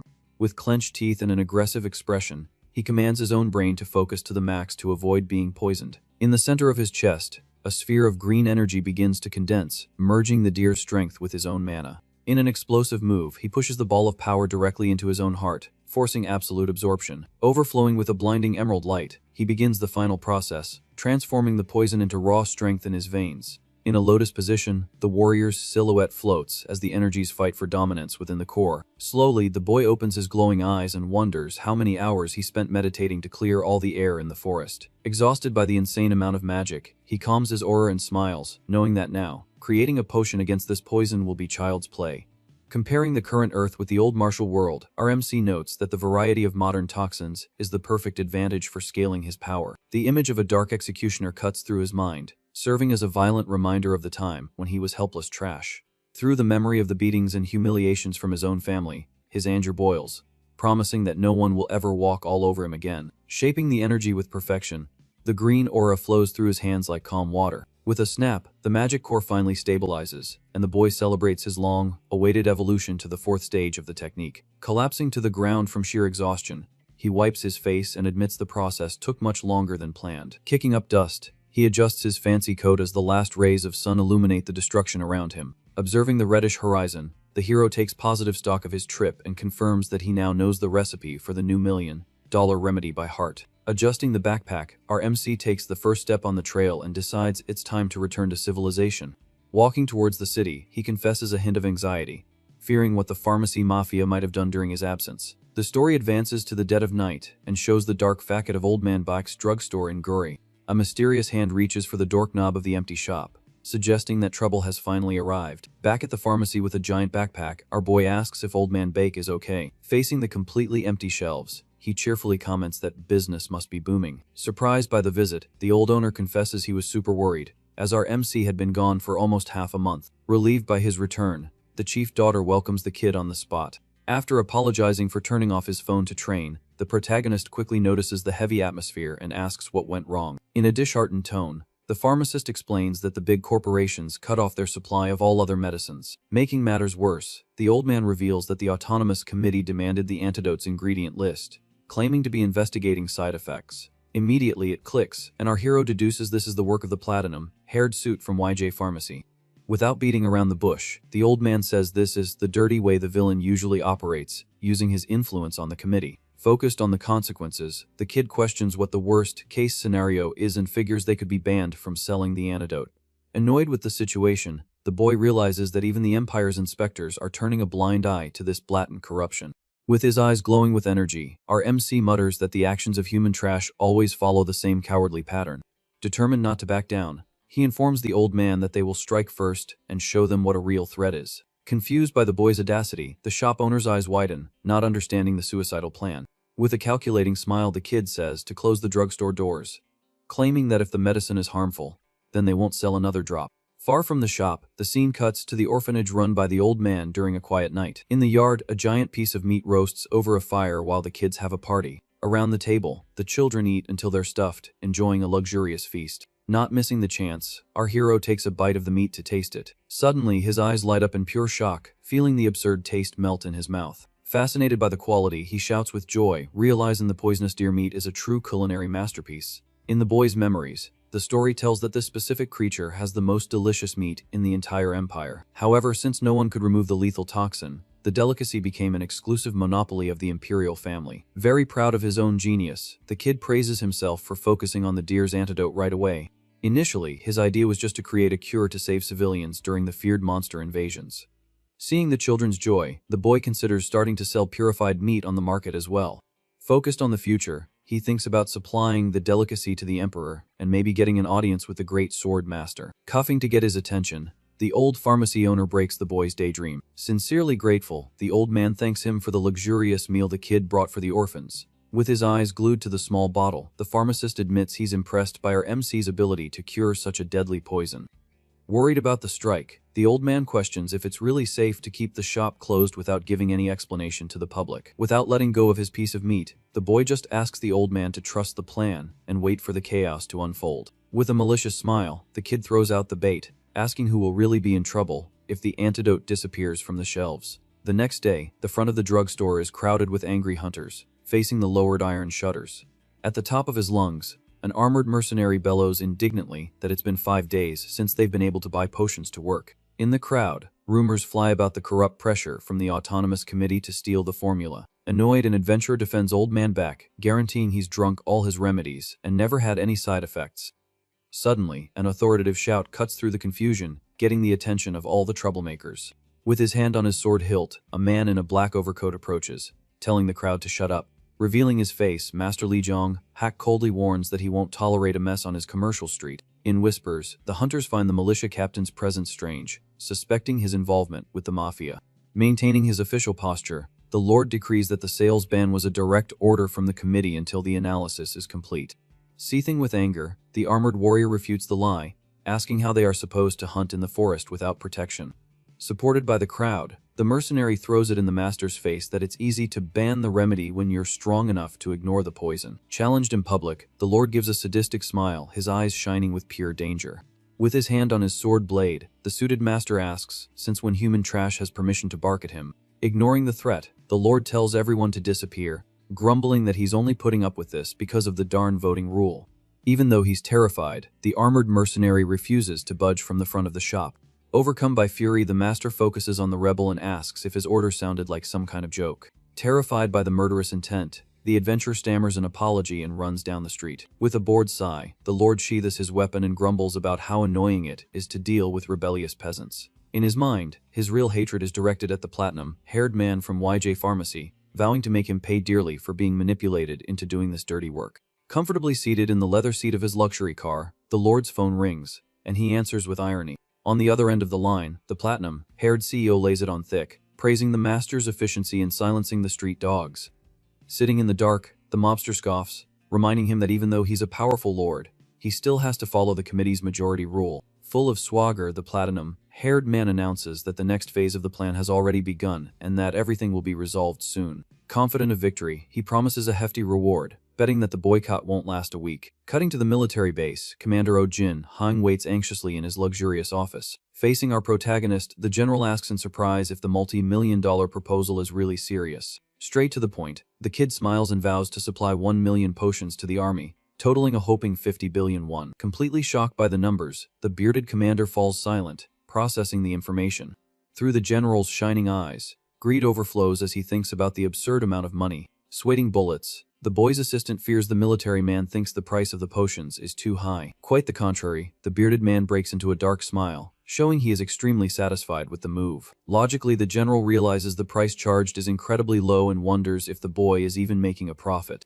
Not missing the opportunity, the commander orders his subordinate to release the funds from the military reserve immediately. Between sips of tea, our MC accepts the down payment but adds that the negotiation has a bonus item. Placing a fancy dish on the table, the boy announces that he's starting his own company and brought a sample of his new invention. Without warning, he removes the silver lid, revealing a perfectly roasted and fragrant piece of meat. With an inviting smile, the kid offers the delicacy, asking the general to take the first bite. Confused by the scene, the military man stammers, not understanding what food has to do with the medicine business. Suspicious of the offer, the bearded man questions the menu, and our MC affirms that it's a special dish just for him.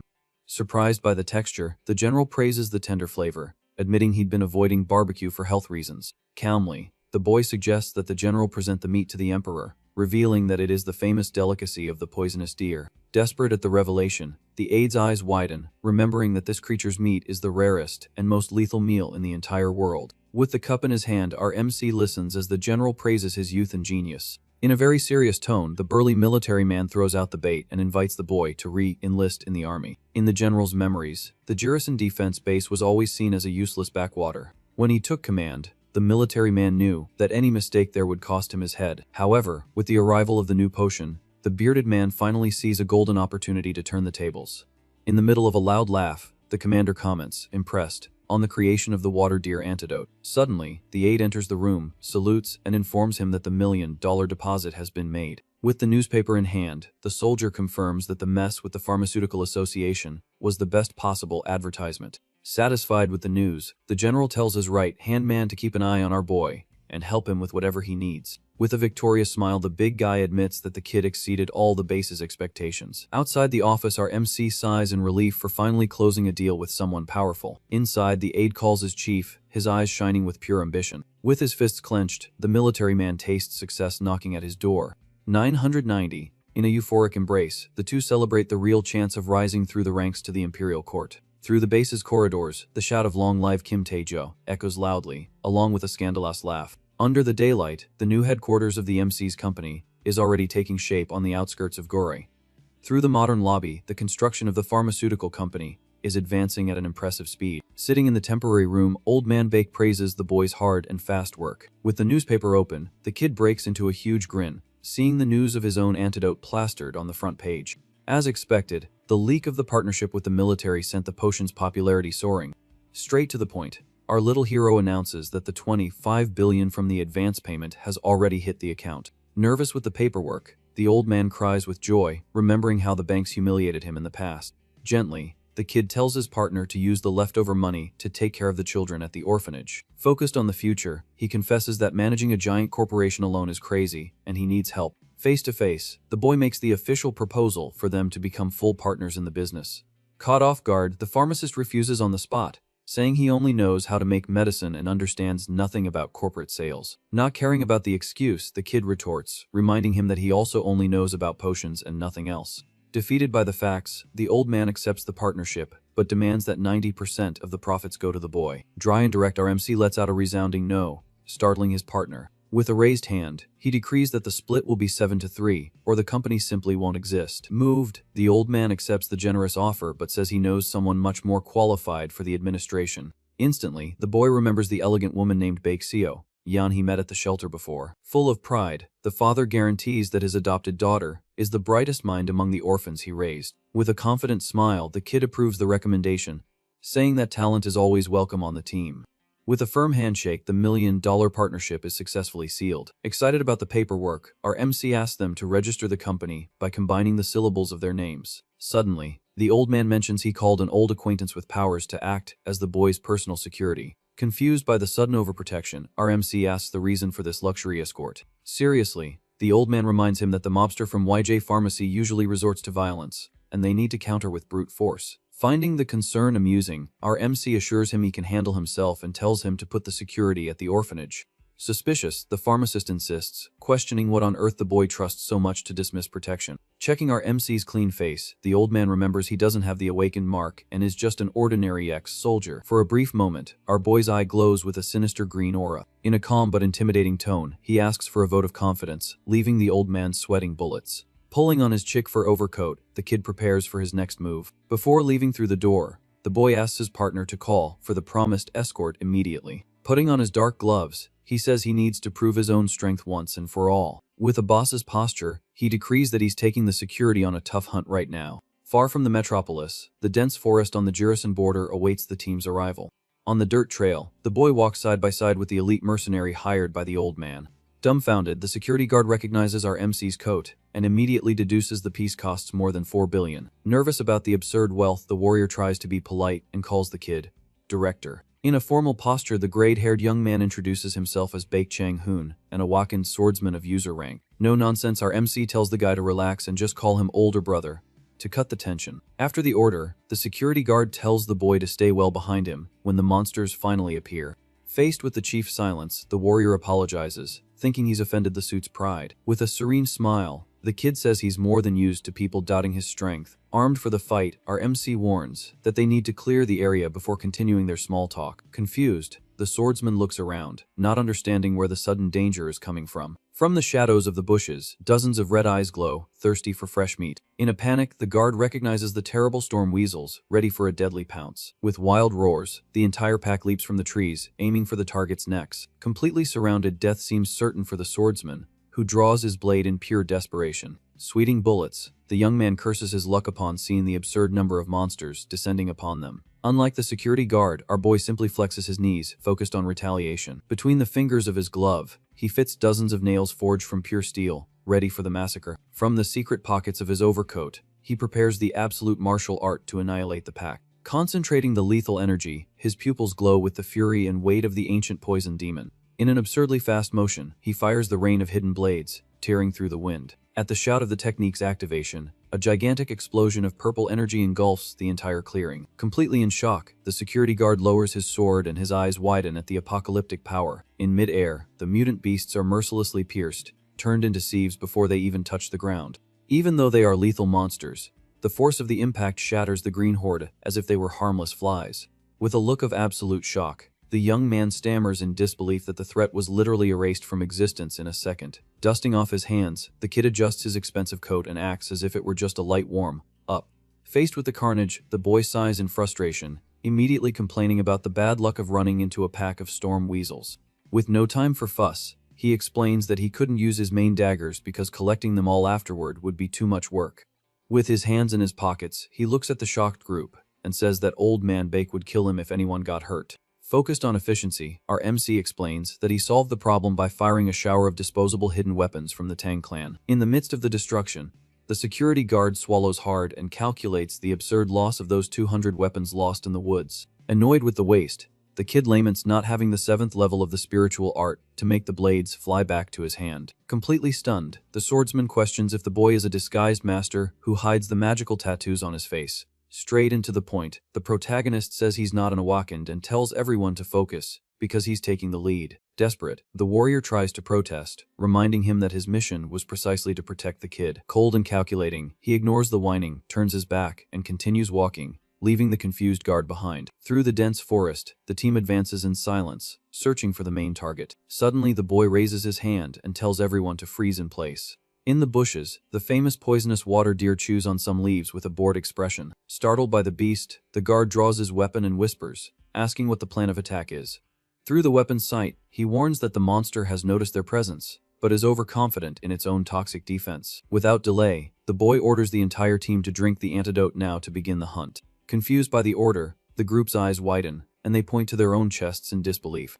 With the bottle in hand, the swordsman hesitates, remembering the liquid is still in the testing phase. In an internal conflict, he assesses the situation and concludes that the boy has shown more than enough strength not to be a charlatan. To prove his worth, the warrior chugs the bottle of antidote in one go. With his sword drawn, he takes the lead and asks for covering fire in case the monster tries to flee. Focused on the target, the swordsman grips the hilt of his weapon and prepares his combat stance. In a violent impulse, the young man charges straight at the unsuspecting deer. Faced with danger, the monster lets out a bizarre screech and bares its teeth. The beast quickly releases a toxic cloud, trying to suffocate the hunters in the woods. Through the smoke, the warrior leaps high, ready to bring his blade down. In a clean and perfect strike, the swordsman slices the poisonous deer right down the middle. With a dull thud, the beast's carcass falls dead on the grass.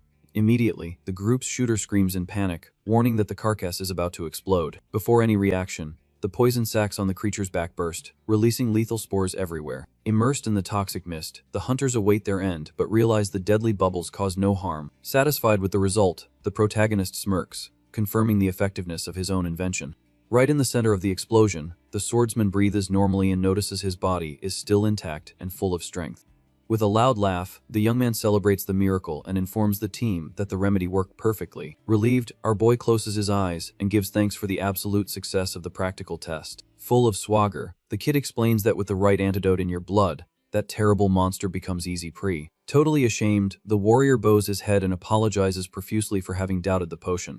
Paying no mind to the flattery, our MC announces that the hunt has just begun and orders the team to advance even deeper into the forest. For the sake of profit, he reminds the crew to slice and save all the creature's meat, warning that this species will be extinct once the cure is released. Very far away, the story cuts to the gigantic capital of the Salmon Empire, full of modern buildings. At the luxurious headquarters of the Marina Group, the corporate atmosphere is buzzing with work. On the strategic planning floor, dozens of suits type frantically on their computers. Suddenly, a bald employee approaches the desk and calls for Section Chief Bake. In her chair, the intelligent Bake Soyan addresses her superior with impeccable posture. Straight to the point, the chubby manager asks if she is the adopted daughter of the old orphanage owner from Guri. Maintaining her politeness, the young woman confirms her origin but questions the reason for the sudden question. With a shark-like smile, the chief orders the girl to drop absolutely all her current projects immediately. Confused by the bizarre order, her eyes widen in disbelief. Without mincing words, the manager demands she pack her bags for Guri and solve a little personal problem for the company. Given the suspicious tone, the young woman crosses her arms and demands a clear explanation for this madness. With a slap on the table, he throws down the newspaper, showing the article about the new company Tong Bio and the $1 million contract with the military. Immediately, it clicks, and the girl understands that the matter is the new deer antidote. Venomously, the chief accuses her of playing dumb, since the whole world knows her father's pharmacy has become a branch of this new corporation. In a dirty order, the manager tells her to stick to her father and steal the secret formula for the potion for their company. From the tone of the conversation, the young woman realizes the chief wants to use her as a spy to betray her own family in exchange for power.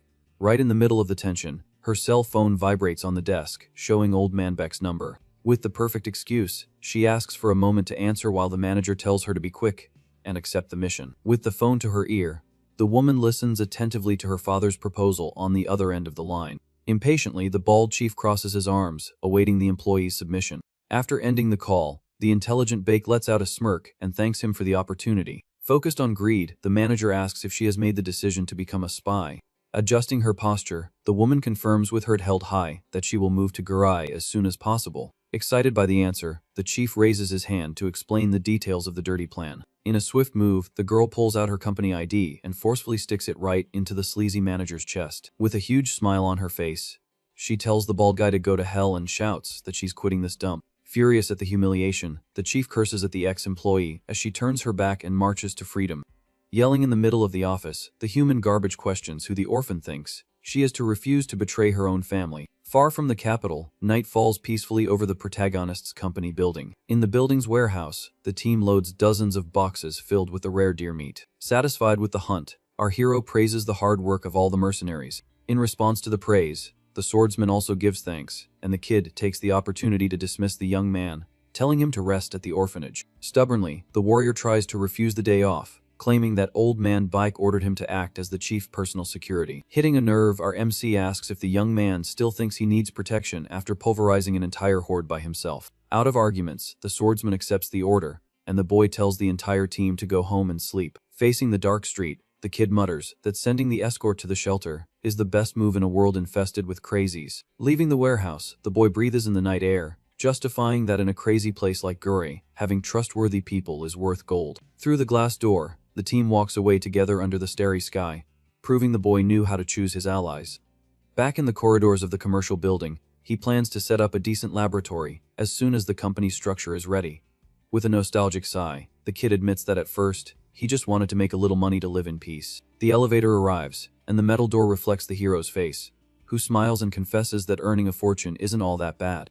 Through the hallway window, the moon illuminates the new luxury penthouse he bought with the advance money. With his hand on the doorknob, he confesses that finally having his own home brings a strange but good feeling. Tossing his coat on the armchair, the protagonist remembers when he was a piece of trash rejected by his own magic, always getting beaten up in Paju. In a painful flashback, the stepmother orders her goons to crush the kid at the edge of the cliff without mercy. But the fatal fall connected his soul with that of the legendary poison demon Tang Gun Ache, changing the whole game. Sitting at the kitchen table, he reflects on the explosive success of the antidote and the money that filled his pockets in the blink of an eye. Throwing his body onto the huge bed, the boy stretches his legs and accepts that Gurai will be the starting point of his empire.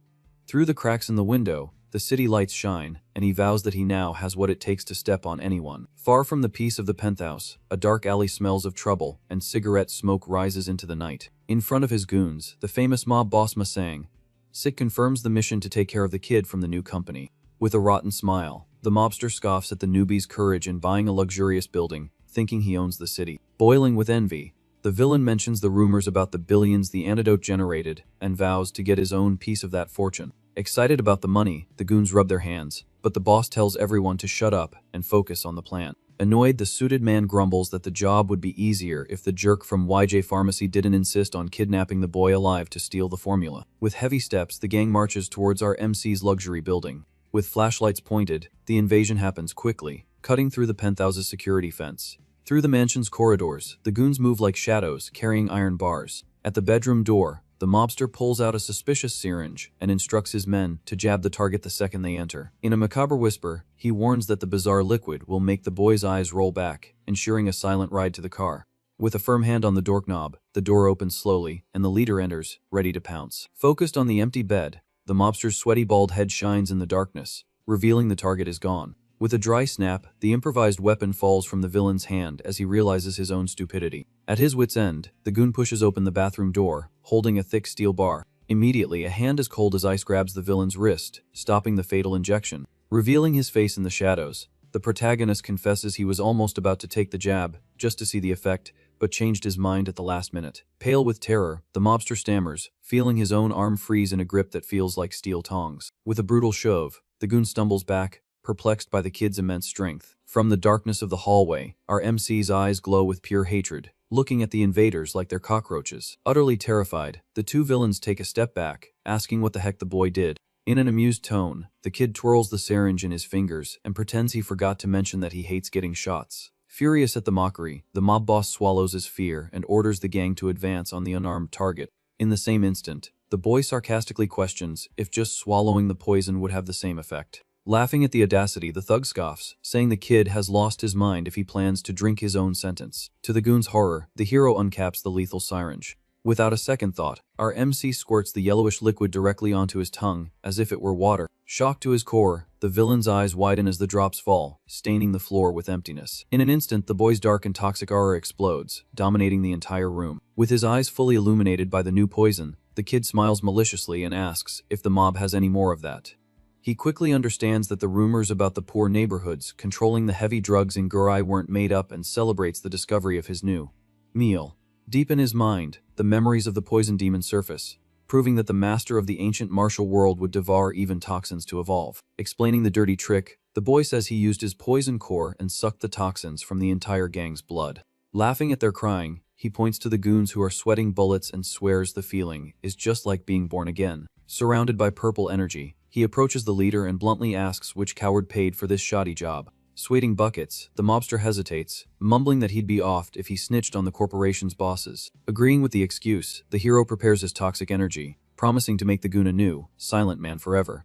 A terrifying scream echoes through the penthouse windows, tearing through the peace of the sleeping metropolis. The next morning, a black car crosses the Guri Bridge at high speed, heading towards the hero's company. In the back seat, the Empire's commissioner examines photos and reports of the commotion, listening to his assistant chatter away. Adjusting her neckline, the woman informs him that the famous leader Ma Sang-sik broke into Kim Tae-ju's house but got a severe beating and confessed everything. With a grim face, the official shakes his head upon learning that the boy dragged the criminals, alive, and dumped them right in the city police's lap. With no other choice, the militia accepted the serious complaint, which points to the head of YJ Pharmacy as the one who ordered the crime. Sighing in frustration, the commissioner grumbles, calling the platinum-haired mobster a complete idiot for failing so amateurishly. Staring at the landscape, the official knows this complaint will force the militia to intervene and create unnecessary chaos. With a noose around his neck, the commissioner decrees that things have gotten out of control and require extreme measures. In the square, the kneeling mob boss salivates and drools, begging the boy for more drugs.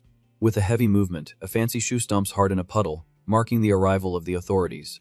With an upright posture, the Empire's commissioner and Master Li of the militia enter the chaotic courtyard. Alongside their assistants, the Lord says they arrived too quickly, while our MC just watches the show patiently. Crawling on the asphalt, the mobster in withdrawal begs for help, dragging himself like a worm. Immediately, Master Li pushes past the goons and moves in front of the drooling villain. With disgust, he tells the human garbage to shut up, but the mobster can only whimper, calling for the Lord. Furious about the stain on his reputation, the police captain draws his giant sword, ordering everyone to back away. In the name of the Empire, he shouts, declaring a summary death penalty against the criminal in the public square. Tearing through the air, the warrior's blade descends with absurd speed, firing pure energy. A toxic shield appears, blocking the sword mid-swing with a clash of green sparks. The explosion kicks up dust everywhere, revealing our MC holding the giant blade without breaking a sweat. Hiding his hands in his pockets, the boy openly questions why the police want to slice up the case's main witness. Pulling a phone from his coat, the hero displays the video of the interrogation where the mobster himself rats out the platinum-haired guy from YJ Pharmacy.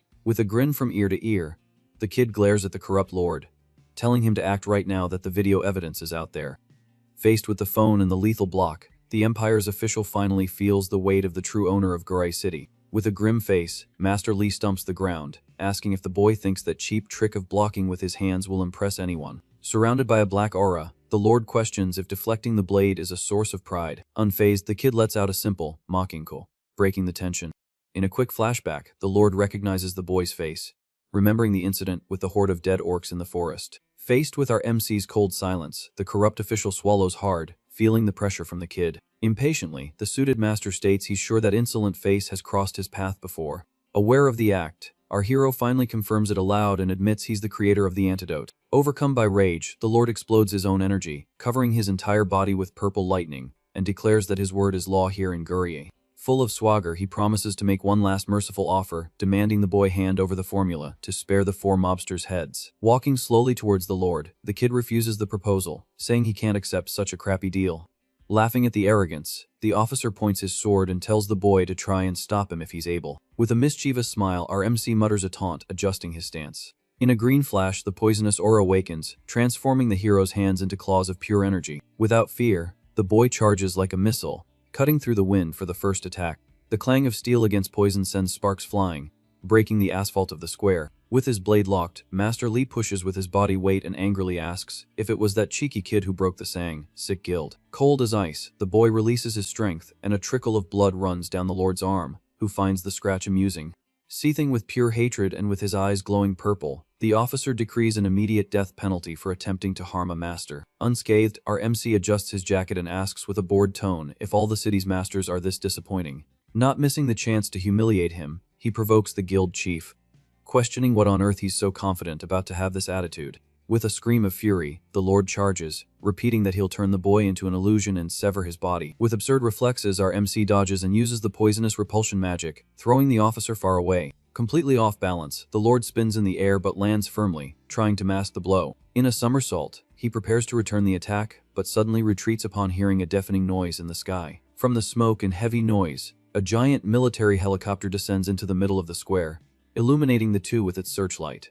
As soon as his feet touch the ground, a burly warrior drops from the aircraft, crushing the concrete. Standing up with the chief's posture, General Oh Jin, Hyung tells the Lord to stop the nonsense immediately. More soldiers drop from the aircraft, surrounding the area and showing that the heavy cavalry has arrived. Yelling, the bearded man tells the officer that the game has gone too far.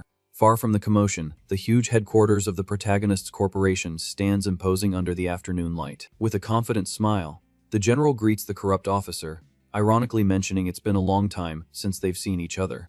Tense and on the back foot, Lord Lee crosses his arms and asks what the heck attracts federal military to a free city. Mocking the question, the big guy laughs and questions if a high-ranking military officer needs permission from trash to walk around his own country. Grinding his teeth, the suited master vows to report the improper intervention in Guri's jurisdiction to the command. Shrugging, the general shakes his head and says he's not there on official business as a soldier.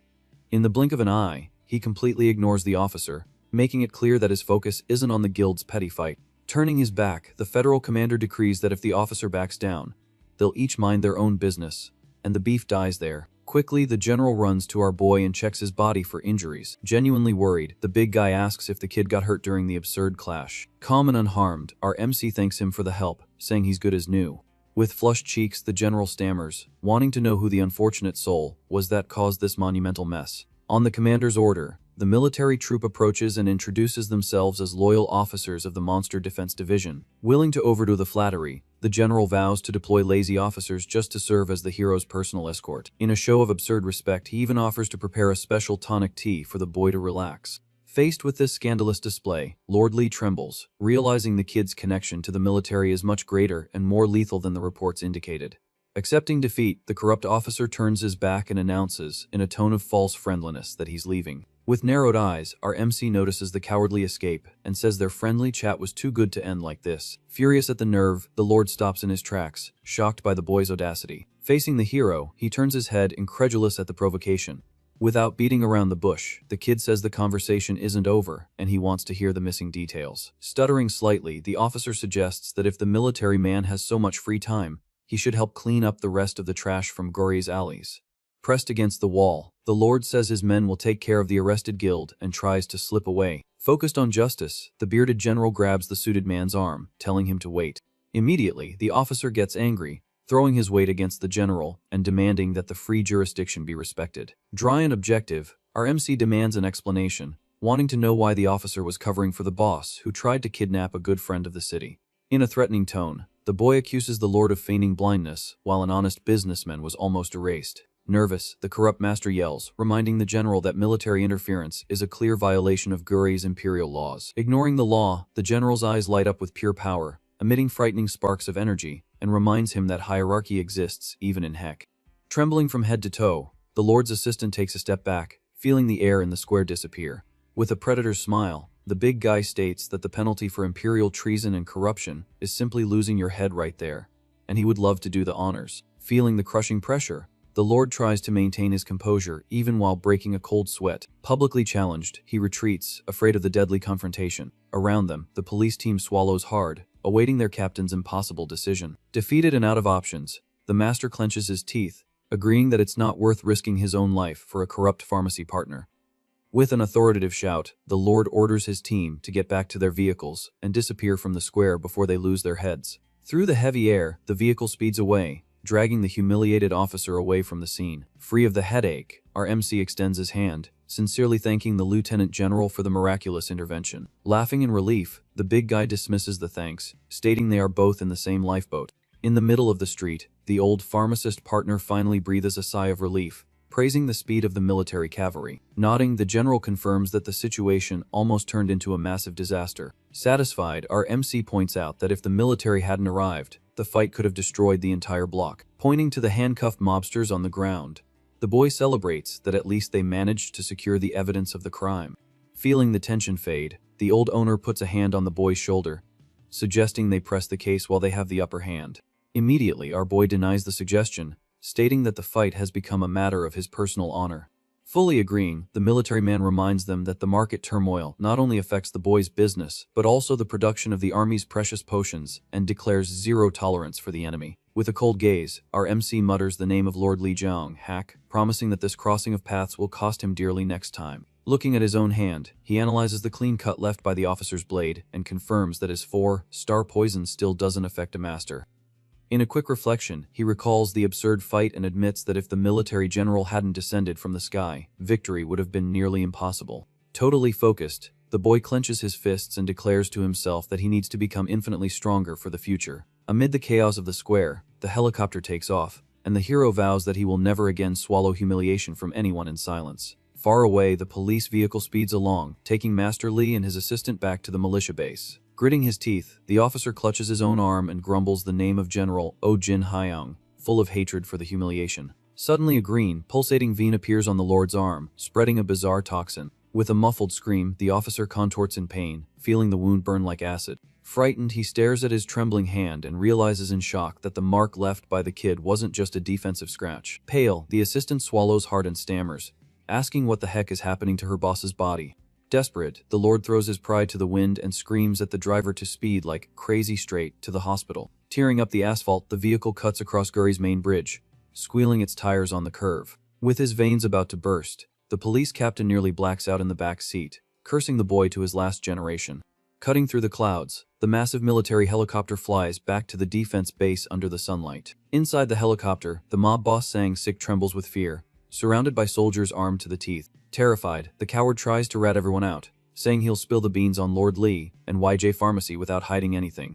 With his arms crossed, the bearded general gives a bored smile and tells the thug to shut up, as they already have the boy's video and don't need any more chatter. Without losing his posture, the commander turns his head and calls for his military assistant, named Jun Tae. Immediately, the subordinate agrees with his chief's order, ready to clean up the mess. With a violent thud, the soldier's boot kicks the drooling mobster in the stomach without mercy. Startled by the kick, the thug cries, begging for mercy as he's dragged by the neck. Completely cold, the soldier opens the helicopter door mid-flight, and the wind rushes into the cabin. In the blink of an eye, the useless mobster is kicked out, plummeting to his doom with a desperate scream.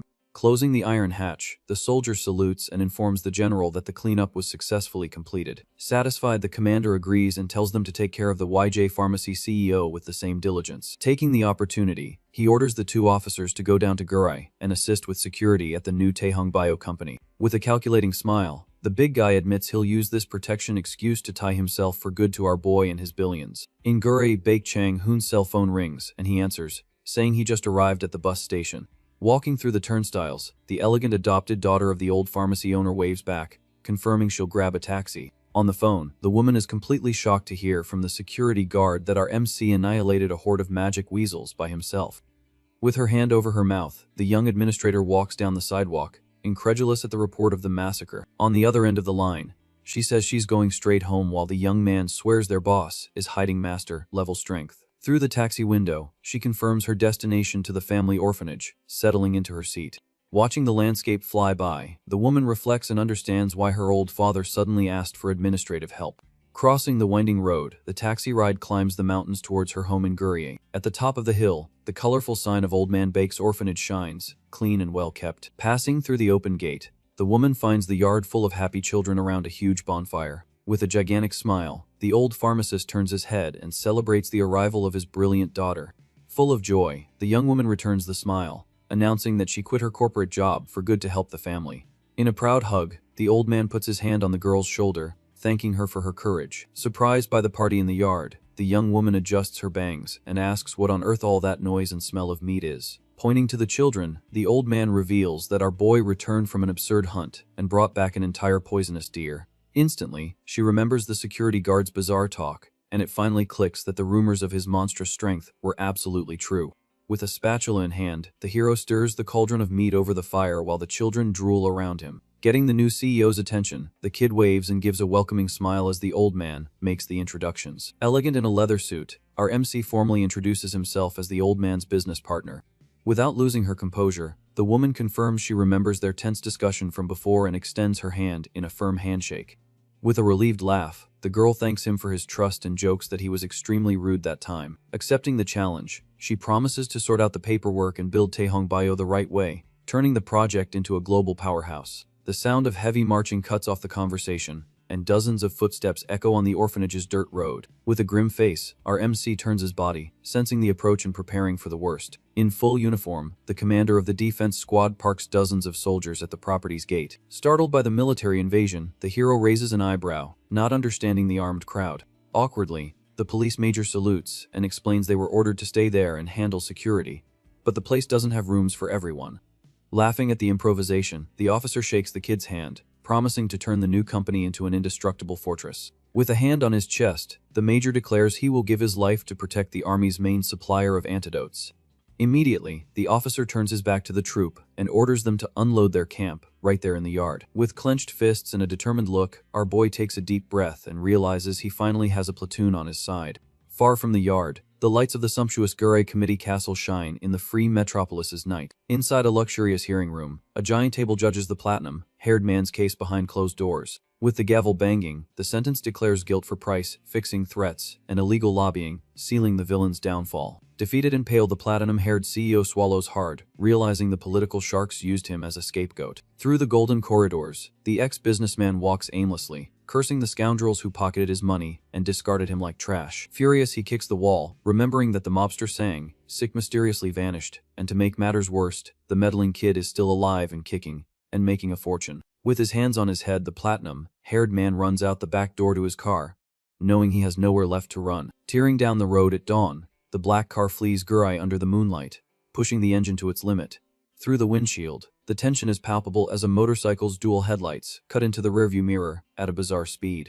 Desperate, the businessman peeks through the side mirror, noticing the macabre pursuit. A biker dressed all in black with a sealed helmet pulls up alongside the driver's window. With a scream of terror, the platinum-haired man's eyes widen as a thick steel rod shatters the car window. In a violent crack, the club smashes the steering wheel, veering the car off the road with a deadly spark. The horn blares non-stop amid the panic, and the driver's blood splatters, staining the front windshield. Completely blind and out of control, the car breaks through the bridge's guardrail. Over the cliff, the luxury limousine plummets into the darkness in a silent, witness-free end.